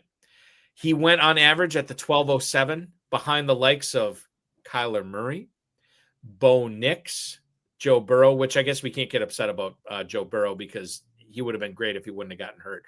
But if we look at who else, these other players that were going around Drake Maye in drafts, Ray Davis, Jerome Ford, Brenton Strange, Jaden Reed, Jaden Blue, Luther Burden, Dylan Sampson, Marvin Mims, all those guys, Nick Chubb, Darnell Mooney, they were all going in front of Drake Maye, which is sick to think about. Wow. It's all learning experience, Casey. It is. It's a learning experience. Like all we can do is learn from this and understand, and I'm sure like you and I are both going to spend time in the off season trying to piece this together and figure out how we got this wrong, because in order for us to be successful fantasy players, we cannot get this wrong again. We cannot get it wrong again.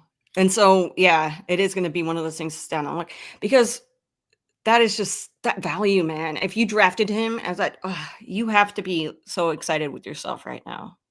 You're starting him every week. Oh yeah. Which is great, because chances are if you drafted Drake Maye in the 12th round, you ended up waiting on a quarterback where you probably didn't draft your first one until the 9th round or the 10th round. And whoever that was, you're probably playing him behind Drake Maye at this point. Yep. Getting back to the game tonight, I mentioned the Breece Hall 3-yard run. They pick up an 11-yard run from Breece Hall on 3rd and 1. Justin Fields gets a rush for 6 yards.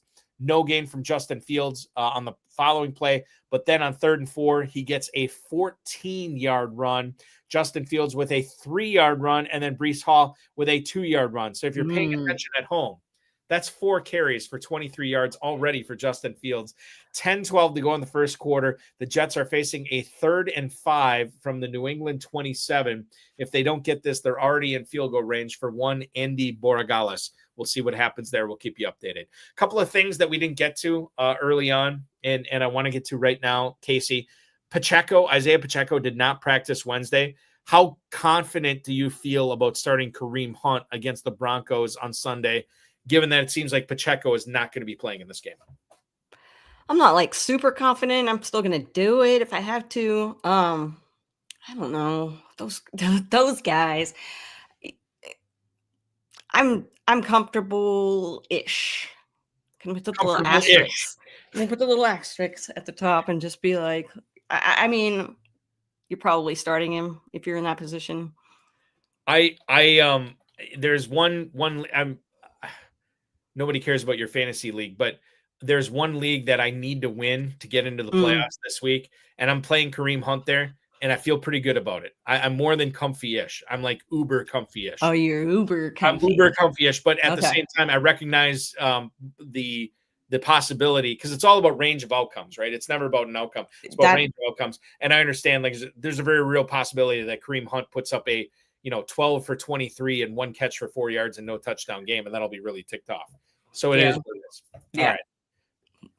Isaiah Davis, 7 yards on 3rd and 5. He picks up the first down. The clock keeps winding here in the first quarter with the Jets driving. It's another Isaiah Davis carry for 3 yards, 2nd and 7 from the New England 17, 8:20 to go in the first quarter. Hard to believe we're almost halfway through the first quarter, but when you are running the ball literally every single play, that's what happens on Thursday. Yeah. Let's talk about Calvin Ridley here. Limited in practice yesterday. He was limited again today. I got to believe he is not going to be playing this week, Kacey. If that's the case, knowing that the Titans are going to have to throw this week, 6-point dogs at home to the Houston Texans, are you a believer in Egbuka Manor? Are you a believer in Shamir DK? Or are these two, at best, desperation plays for a team that has only won one game so far this season? That's desperation play city right there. Those are names that you've brought up a few times. Mm-hmm. I'm not gonna touch that right now. Chris Godwin was limited in practice today as well. Now, Chris Godwin is a guy that I drafted early. Kacey, I don't know how you handled Chris Godwin this year, but I drafted early, and then when it seemed like, then they take, Egbuka in the draft, even after they give Chris Godwin this big payday, I'm kind of like, I'm not getting the warm fuzzies on this guy anymore. Plays a couple of games this year, leaves with an injury, has not been seen since, but I can tell you that both he and Bucky Irving were limited in today's practice, which is good. Now, I don't think he comes back this week, but at the same time, if you were thinking about cutting Godwin, I think you got to kind of keep him around, especially in the leagues like the FFPC, the KFFSC, where if you cut him, you cannot reacquire him. Right. Nobody can reacquire him. I feel like he's probably worth keeping around just in case, especially if your team's if they're loaded for bear and you have all these playmakers on your team, to be able to trot out a healthy Chris Godwin in week 14, 15, 16. That's going to feel pretty good. So I am trying to keep him around in as many leagues as I can at this point, based on him returning to practice this week. Yeah, I do know if you drop him, somebody's like in a regular league. If you drop him, somebody's going to immediately pick him up. So if you might as well just hold on to him. Now, I have been telling people, like, if you need to drop somebody, and that is the option that you're given, you don't have anybody else that you really feel like you can drop, then I go that route. But like in leagues where, like these high stakes guys, where you don't want to do that. No, you don't. And I think too, what we've seen with Baker Mayfield and what he's been able to do, I want as many pass catchers, as many skill position guys on that offense as possible, because that dude is an absolute football magician. Yes. Going back to the game here tonight, we saw after Isaiah Davis gets a 7-yard carry, first down, he gets 4 yards. Then we see a trick play that was incomplete to Justin Fields. Justin Fields then hits Keaton Mitchell down to the New England 6 for 10 yards. So it's and that was on 3rd and 6. It is 1st and goal. Breece Hall gets 1 yard down to the 5, and now we're at 2nd and goal from the New England 5, 7:35 to go in the first quarter, with the Jets literally knocking on the door, trying to get into the end zone here. We'll tell you what happens there shortly. Packers head coach Matt LaFleur said Romeo Doubs, quote, should be good to go in week 11 against the New York Giants. I bring this up for a couple of reasons, Kacey. Number one, there's going to be a lot of people thinking that this is going to be a good week to start Packers because of who they're going against. Yeah. Number two, the Packers are down Tucker Kraft in this offense. They still don't have Jaden Reed. Romeo Doubs has never been more important to this offense than he is right now. It sounds like he's going to play, but how do you feel about starting a guy like Doubs against the Giants, who have been so epically bad against the run, and the Packers, who so epically want to run the football as much as they can? I feel like Romeo Doubs might be a little bit of fool's gold at the flex in week 11, because I think Green Bay is just going to run it with Jacobs, Wilson, so on and so forth. I don't know how strong of a start Romeo Doubs is. Yeah, I think I can see it like that too. Even if it's going to be all run, he does have those games, those spike weeks where you're like, whoa, that's a Romeo Doubs game. This fool's gold might look like this could be that game where he's going to have, like, this is the game to start him. But is it? No, I wouldn't feel comfortable starting him this week unless I really had to. Yeah, if I have to, I'll roll with him. Yeah. If there's one Packers receiver pass catcher I trust, it's probably Doubs over Musgrave, who is assuming that, at least a shell of the Tucker Kraft role or whatever. I don't want to play him this week. And quite frankly, that's been my message to everybody all season. Don't start Packers pass catchers. I was wrong about Tucker Kraft. I've been right about everybody else on that so far. We have a touchdown here in Foxborough. It is Justin Fields running a 5-yard touchdown in because, of course, he heard us talking. Yes, the Nick Folk extra point is good. 6:56 to go in the first quarter. After an 8-minute, 4-second drive, the Jets have taken a 7-0 lead on the New England Patriots. Let me reiterate, the 2-7 New York Jets lead the 8-2 New England Patriots 7-0 here. Fields already 5 carries for 28 yards. He's 2 for 2 passing for 16 yards. Keaton Mitchell, 1 catch for 10 yards. So, as I regret not starting Justin Fields in all these leagues, I still have him in. I want to talk to you a little bit about the Texans as Davis Mills is going to get the start. We found out CJ Stroud is still in concussion protocol. It's the Titans. So you would think about what Davis Mills did in the fourth quarter alone against the Jacksonville Jaguars last week. Think about what he can do the Titans over 4 quarters. Your thoughts here? Is there anybody you're zeroing in on, Casey, for the Texans this week, be it Woody Marks? We talked about Dalton Schultz earlier. Obviously, Jaden Higgins, Jalen Noel, Nico Collins. Is there anybody here besides, I guess, Collins, we're playing no matter what, but some of these other guys with Davis Mills in charge, do you change the way that you would handle these guys had CJ Stroud been the thrower of the football in Nashville in week 11? I mean, I might like some of these guys better. Sure. Woody Marks, I do like him this week. Dalton Schultz, if he is good to go, I would start him. I'm really, really about Dalton Schultz right now. Happy that I, can finally start using him. Those are guys that I really want to focus on. Getting back to real quick, Jimmy Williams' question here. He says he's sitting Romeo Doubs for Michael Wilson in one league. What do you say? As much as I just said I don't trust Romeo Doubs, I don't trust Michael Wilson, even with Jacoby Brissett. So I'm sitting Michael Wilson this week. If I have Doubs, I'm playing him over Michael Wilson. Casey, you feel the same way? I do. I do. And at least Doubs, he does have those spike weeks every now and then, but I do feel just a tad more comfortable starting Doubs. Yep. And Jimmy's a Bears fan, so he does not like the Packers. You got to grit your teeth and start Doubs here. I get it. Yeah. Listen, Jimmy, if you are forced to start Romeo Doubs there, but you don't want to play a Packer, join the FFPC Weekly Challenge, where there's no draft, no salary cap, just pick 10 players. Now, you're a Bears guy. I get it. So if you want Caleb Williams, you can't play Cole Kmet or Colston Loveland or DJ Moore or Romeo Doubs or any of those guys, but you can play one Bear, and you can win up to $2,500, pick 10 or 12 players. No salary cap in this as well, no draft. You can play with or without kickers or defenses, 1 player per NFL team. Register now at myffpc.com. We are about to get underway after the Jets touchdown. Drake Maye is coming on the field. We'll see what he can do. The leading contender for the NFL MVP. We'll see what he has up his sleeve as we roll on. Fantasy Football Night in America live on the Better Sports Network. You are watching FFPC Insider Access. I am Eric Balkman. She is Kacey Kasem from RotoBaller, the Get Real Podcast, and of course, Optimus Fantasy, Sunday Dreamers as well. Don't go anywhere. We roll on for the remainder of the show. Last 26 minutes, fast, furious, and fun coming up right after this. Folks, let me talk to you about my favorite weekly platform to play on. We all play Dynasty and we all play Redraft, but we got to find some place to play weekly. And the FFPC Weekly Challenge is my favorite. If you're like me and you're tired of the constraints of salary caps or having to do a draft to make a team, or even having to play against these people that are stacking up the same team, stacking up certain games, and you feel like you have to put in 1 million entries or have to have those certain stacks to win, then come play over at FFPC. Really, the only main rule that you have to deal with is that you cannot select multiple players from the same team. I'm going out and I'm trying to find the best of the best of the best players and put them into a lineup. And that's what you can do over at myffpc.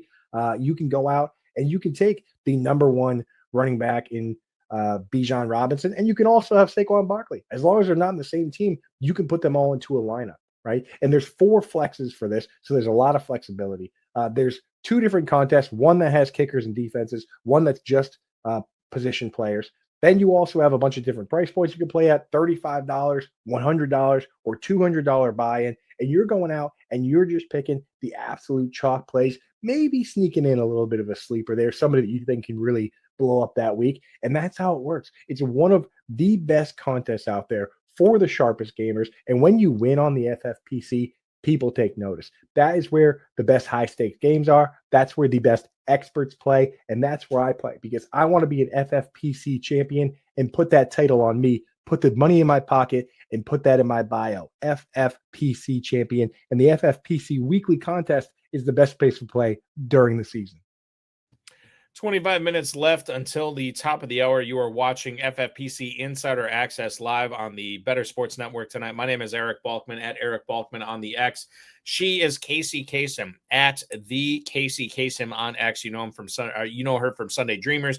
Of course, the Get Real podcast at Get Real _pod, RotoBaller, Optimus Fantasy. She does it all.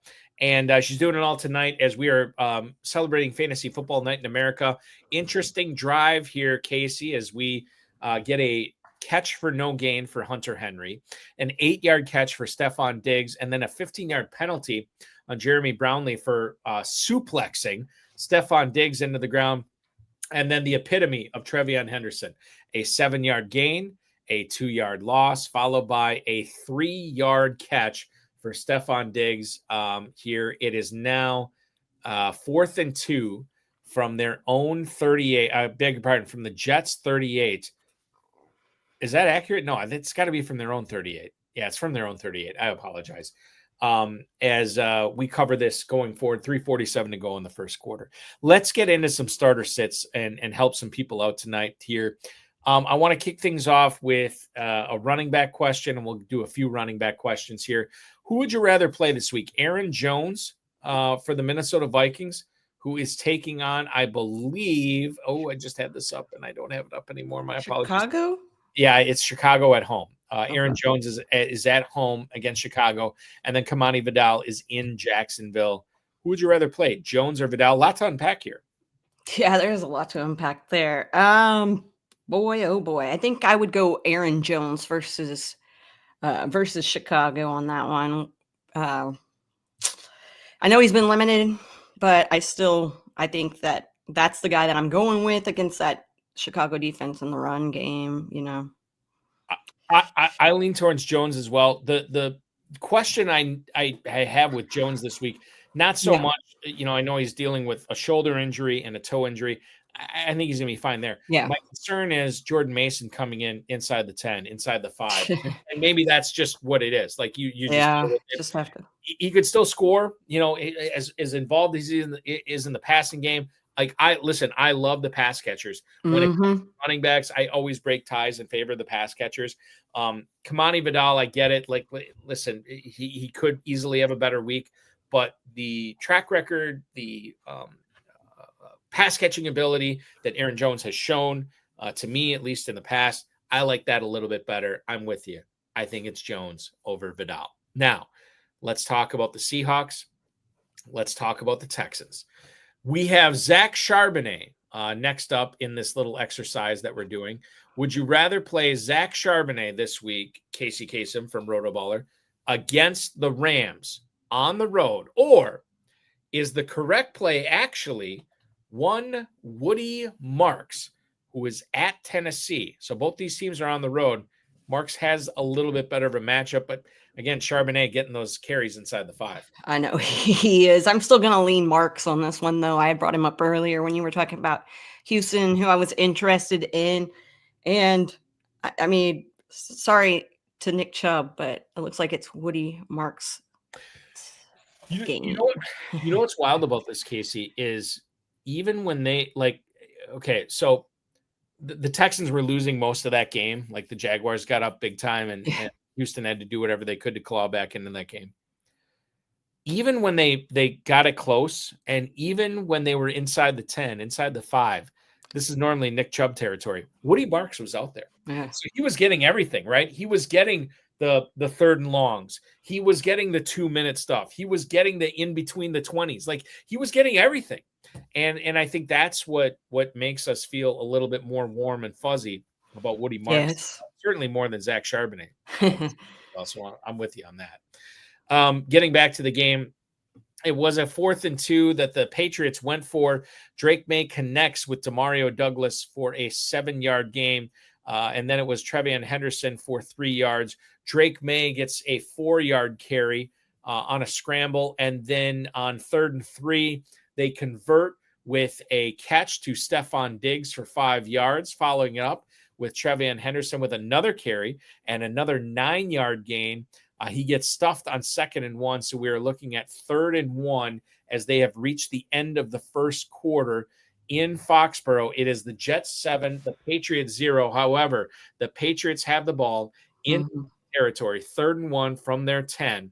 As we move forward into the second quarter here in a little bit. They've gone to break on Prime. We are not breaking here on the the FFPC Insider Access show on the Better Sports Network. Trevion Henderson now up to 5 carries for 17 yards. Stephon Diggs with 3 catches for 16 yards. Getting back to the running back conversation, it is Tyjae versus Tyrone. Who would you rather play this week, Kacey Kasem? Would you rather go with Tyjae Spears at home against the Houston Texans, or is the proper play actually one Tyrone Tracy, who is also going to be at home against that Green Bay Packers rush defense, knowing that he has to contend with one Devin Singletary as well?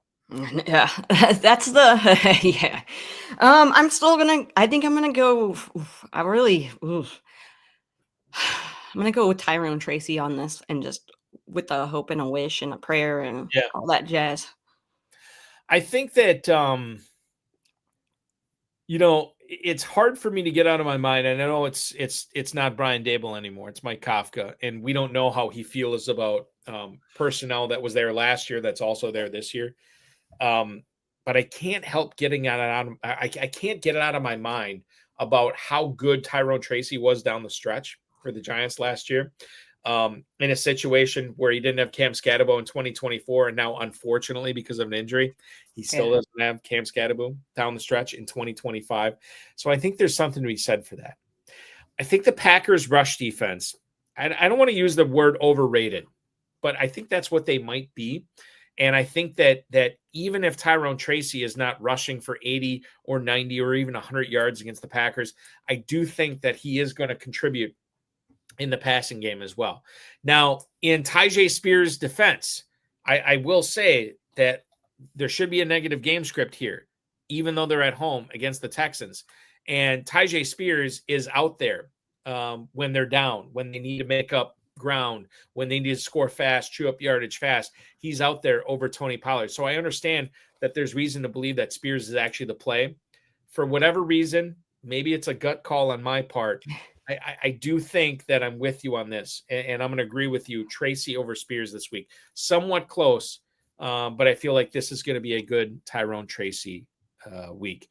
Jimmy Williams chiming in. They are overrated, Balky. Yeah, they might be. The Packers defense.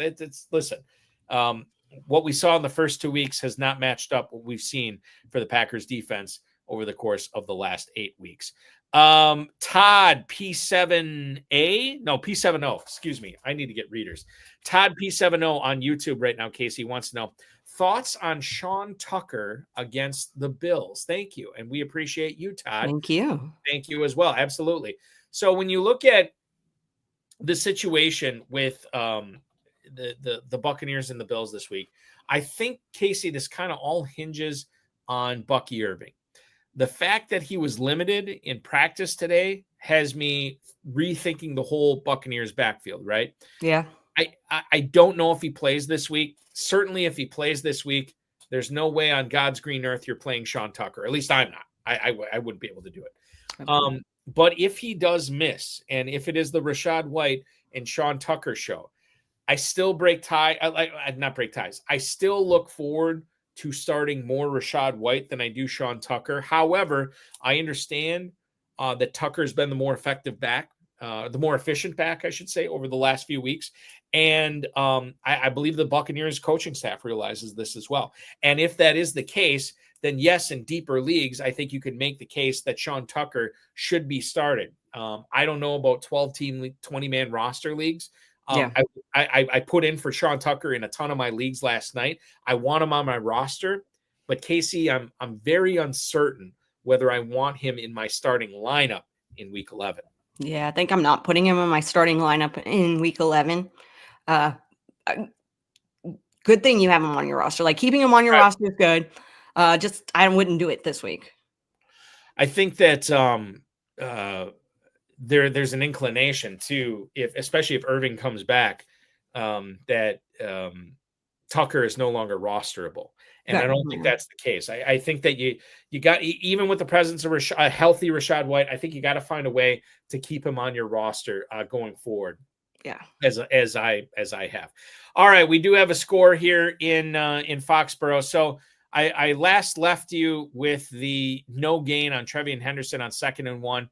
On 3rd and 1 with the first play in the second quarter, Trevian Henderson rushed for a 3-yard gain, which gets into 1st and goal. And hallelujah, we have another Trevian Henderson touchdown. He goes off left tackle for 7 yards. The Andy Borregales extra point is good. We are tied 7-7 on the legs of Trevian Henderson, who is up to 7 carries for 27 yards and 1 touchdown. Dare I say, with my Dr. Evil Pinky in the air here, Kacey, we could be in for a massive Trevian Henderson evening tonight. That's exciting.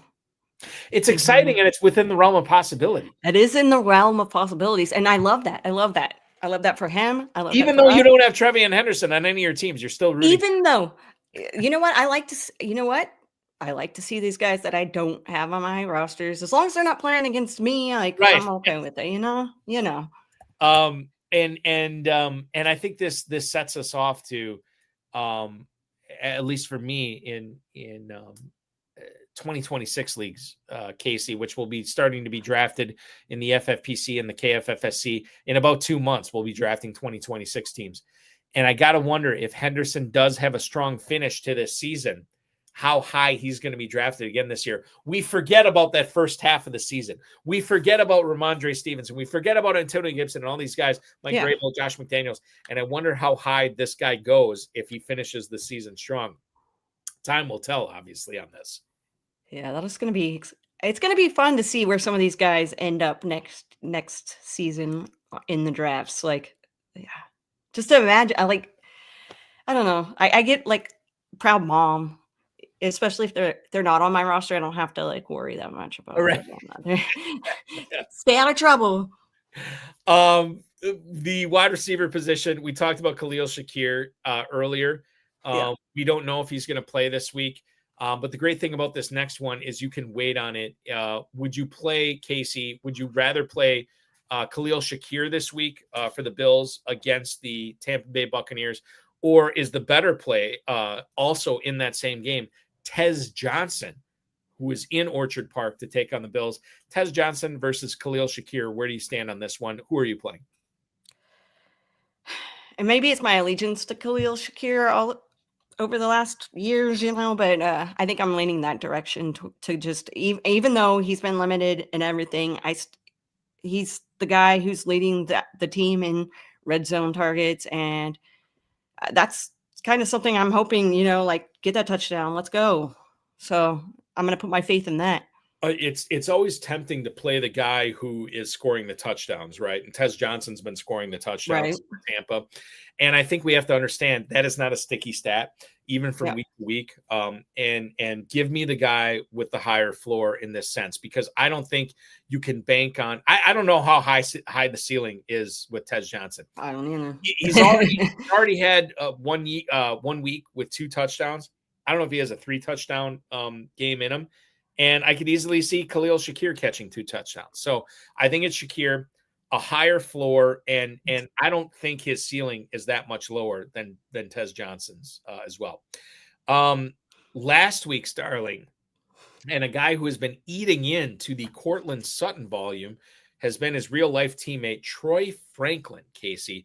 If you had the opportunity to play Troy Franklin this week, who is at home against the Kansas City Chiefs, who have struggled against perimeter receivers, would you play Troy Franklin over one Trey Tucker, who is at home, who is on the road against the Dallas Cowboys defense. I already talked about how I like the Dallas Cowboys defense this week, but at the same time, I think they might be able to be exposed by Trey Tucker. Yeah. This is a situation where I think a lot of FFPC players are facing this call between Franklin and Tucker. Not an easy one. Yeah. I think I'm leaning towards Tucker, but maybe you can convince me otherwise with Franklin here. How do you handicap this situation? I honestly, I like both of them as plays this week. Trey Tucker, I think I am as a Cowboys fan, I know that you can torch some of those guys. You can get the big plays. You can do a bunch of things, and I think Trey Tucker is the one that's going to benefit from that in this one. So it's Tucker for you over Franklin? I think I'm going to I think I'm going to play Tucker over Franklin just as a man. It's very close for me, but I think I'm going to go Trey Tucker. The thing with Tucker, it's a detriment to the Dallas Cowboys defense, obviously. Yeah. I think I'm with you on this. I'm going to play Tucker over Franklin as well. Don't feel great about it, but again, we're picking at nits. We're splitting hairs here on the show tonight. On the Amazon Prime NFL Thursday Night Football, the Jets have led off their drive with a Breece Hall 1-yard run, a horrible pass by Justin Fields on 2nd and 9 that was incomplete to Keaton Mitchell, and then we have a completion to one Mason Taylor for 6 yards. McNamara then punts for the Jets on 4th and 3 from the Jets' own 38. It is a fair catch, and the Patriots have now taken over at their own 17-yard line, 7-7 tie, 12:43 to go in the second quarter. They're taking a break here. We press on here. I'll mention this as well. Mason Taylor up to 2 catches for 12 yards. Maybe a big night for him, maybe not. But Justin Fields has developed something with him at least against the New England Patriots tonight. Okay. All right.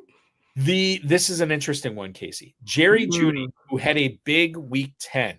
And I think most of us have fried this guy all season long. We don't like him.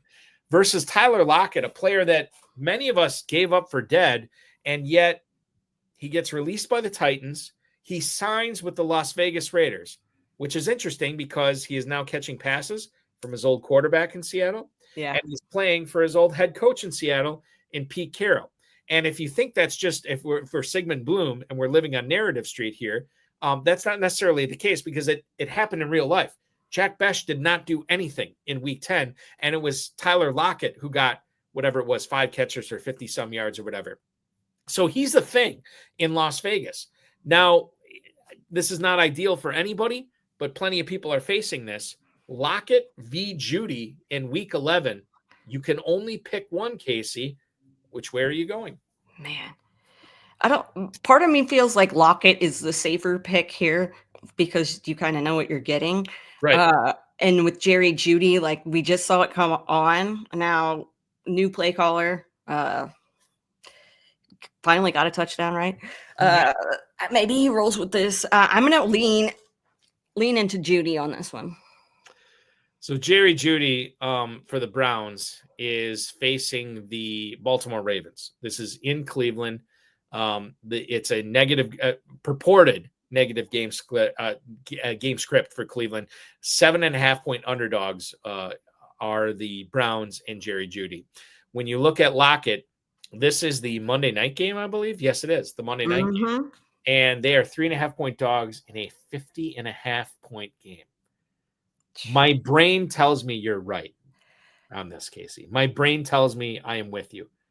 And yet my heart is going to say, I'm going to roll.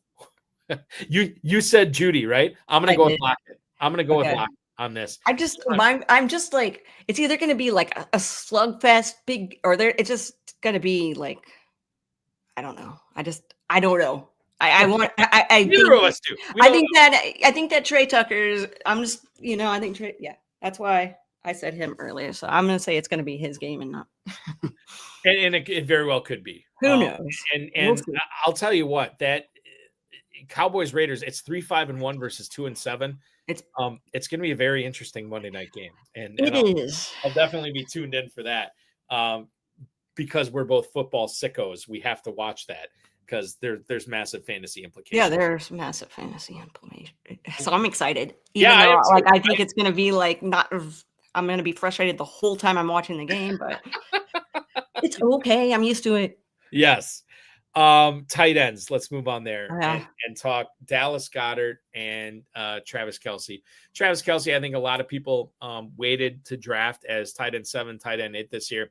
And they also probably waited on one Dallas Goedert as well. And yet both these guys are having pretty solid seasons so far, Kacey.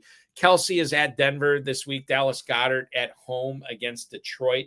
The Eagles obviously coming off a bad offensive game against the Packers defense.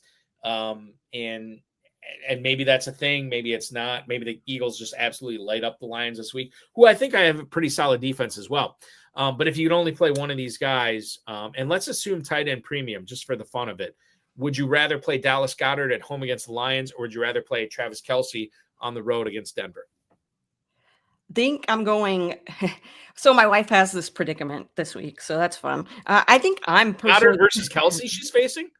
She's got both of those guys, and she's got to determine which one she's starting. Oh, wow. Week. So I would go Goddard on this one. I know it was low scoring, like you said, but he's the second leading receiver. I know that's not saying too much, but like earlier you said you got to throw it to somebody. Well, maybe in this one you really do got to throw it to somebody, and that's the guy that's going to eat. Yeah, I and with the force complete, or at least the force seemingly complete in Kansas City with Rashee Rice and Xavier Worthy, Kareem Hunt can catch a little bit out of the backfield. We've seen the Chiefs utilize Brashard Smith more and more out of the backfield as well. It makes for a horrible internet stream tonight, but I'm with you on this as well. I think if you drafted both Goddard and Kelce's got to ride the bench for you this week. Yeah. You got to play Dallas Goedert over Kelce this week. So I'm 100% with you on that. Okay. Another fun one here. We'll stick in the NFC East, and we'll talk to you about one Zach Ertz, who is going to be in Madrid, Spain, with a 9:30 a.m. Eastern time kickoff on Sunday morning. Would you be playing Zach Ertz against the Dolphins, or is the proper play one rookie Colston Loveland, who is in the Twin Cities, to face the Vikings, Kacey? I think I'm going Ertz on this one. I feel like he's more safe, and I think you know what you're getting with him. I know I said that about a lot of guys. I am one of those people that's kind of a baby and who likes the little safe guys here every now and then. And I feel like this is going to be the connection with Mariota's there. Mariota loves him, so I want to see more of that happen. The connection's definitely there. And you know who's not going to be there is Terry McLaurin. He's going to be out. Scary. Deebo Samuel has like his production is going, it's trending in the wrong direction. And yet Ertz seemingly has this connection with Mariota. I'm with you. The Kmet thing with his healthy back now, I wonder how much that factors into it. I understand Loveland. Again, I said earlier, you can't put the toothpaste back in the tube, but there is something to be said about Cole Kmet being a proven player in that offense, playing the same position as Loveland. Washington doesn't have that, which is why I think Ertz is the play. I'm with you on that. Okay. Cool. 1st and 10 from the 17, we get a deep pass to Hunter Henry from Drake Maye for 23 yards, a Trevion Henderson carry for 2 yards. Drake Maye scrambles on 2nd and 8 for a 1-yard gain, and then it is another first down to Hunter Henry for 12 yards. Something called a Dearness Johnson gets -1 yards on that first down. And it is our boy, Kacey, Mac Hollins, catching a pass in the middle, 19 yards. It is, and that was on 2nd and 11. So it is now 1st and 10 from the Jets 27. The Patriots coming alive here, 8:24 to go in the second quarter. And glad to see Mac Hollins on board with a catch for 19 yards. I need more of that. Drake Maye, by the way, 8 of 8 for 77 yards. # MVP. All right, one final tight end question here as we motor through. Evan Engram or Luke Musgrave this week? Evan Engram for the Denver Broncos this week is taking on the Kansas City Chiefs. Luke Musgrave against that hapless New York Giants defense in the Meadowlands. You can only play one, Kacey. Are you playing Engram over Musgrave or vice versa? I'm playing Musgrave over Engram. I don't really like either of the situations, but if you're in that situation, that's the direction I'm going. Kacey, are you watching the game right now? Just curiously. Sort of. Okay. Have you seen the Patriots jerseys? I have. Okay. We have Tip Major on X Tip? right now. Tip wants to know what we think about these jerseys tonight. These are the Nor'easter jerseys that the Patriots have released tonight. I like them. I don't have a problem with them, and I'm not a big uni guy. I like 'em. Like, these are not eyesore jerseys. I think they're kind of cool. If anything, my son is colorblind, so he may not be able to properly enjoy the hard gray or the hard blue, whatever it is. Maybe I'm colorblind versus like the soft gray on the pants. I don't know. But I have no problems with these. It's sort of like a slate blue, almost. Yeah, I like that color a lot. I think it's cool. I wouldn't want these for their every week jerseys, but I always like it when teams vary it up a little bit. It's kind of cool, kind of fun. Cool. Makes you think you're watching Canadian football. Hey. Chris, yours truly, 5501 on YouTube. Would you trade Alvin Kamara and Marvin Harrison Jr. for Jalen Waddle, Kacey?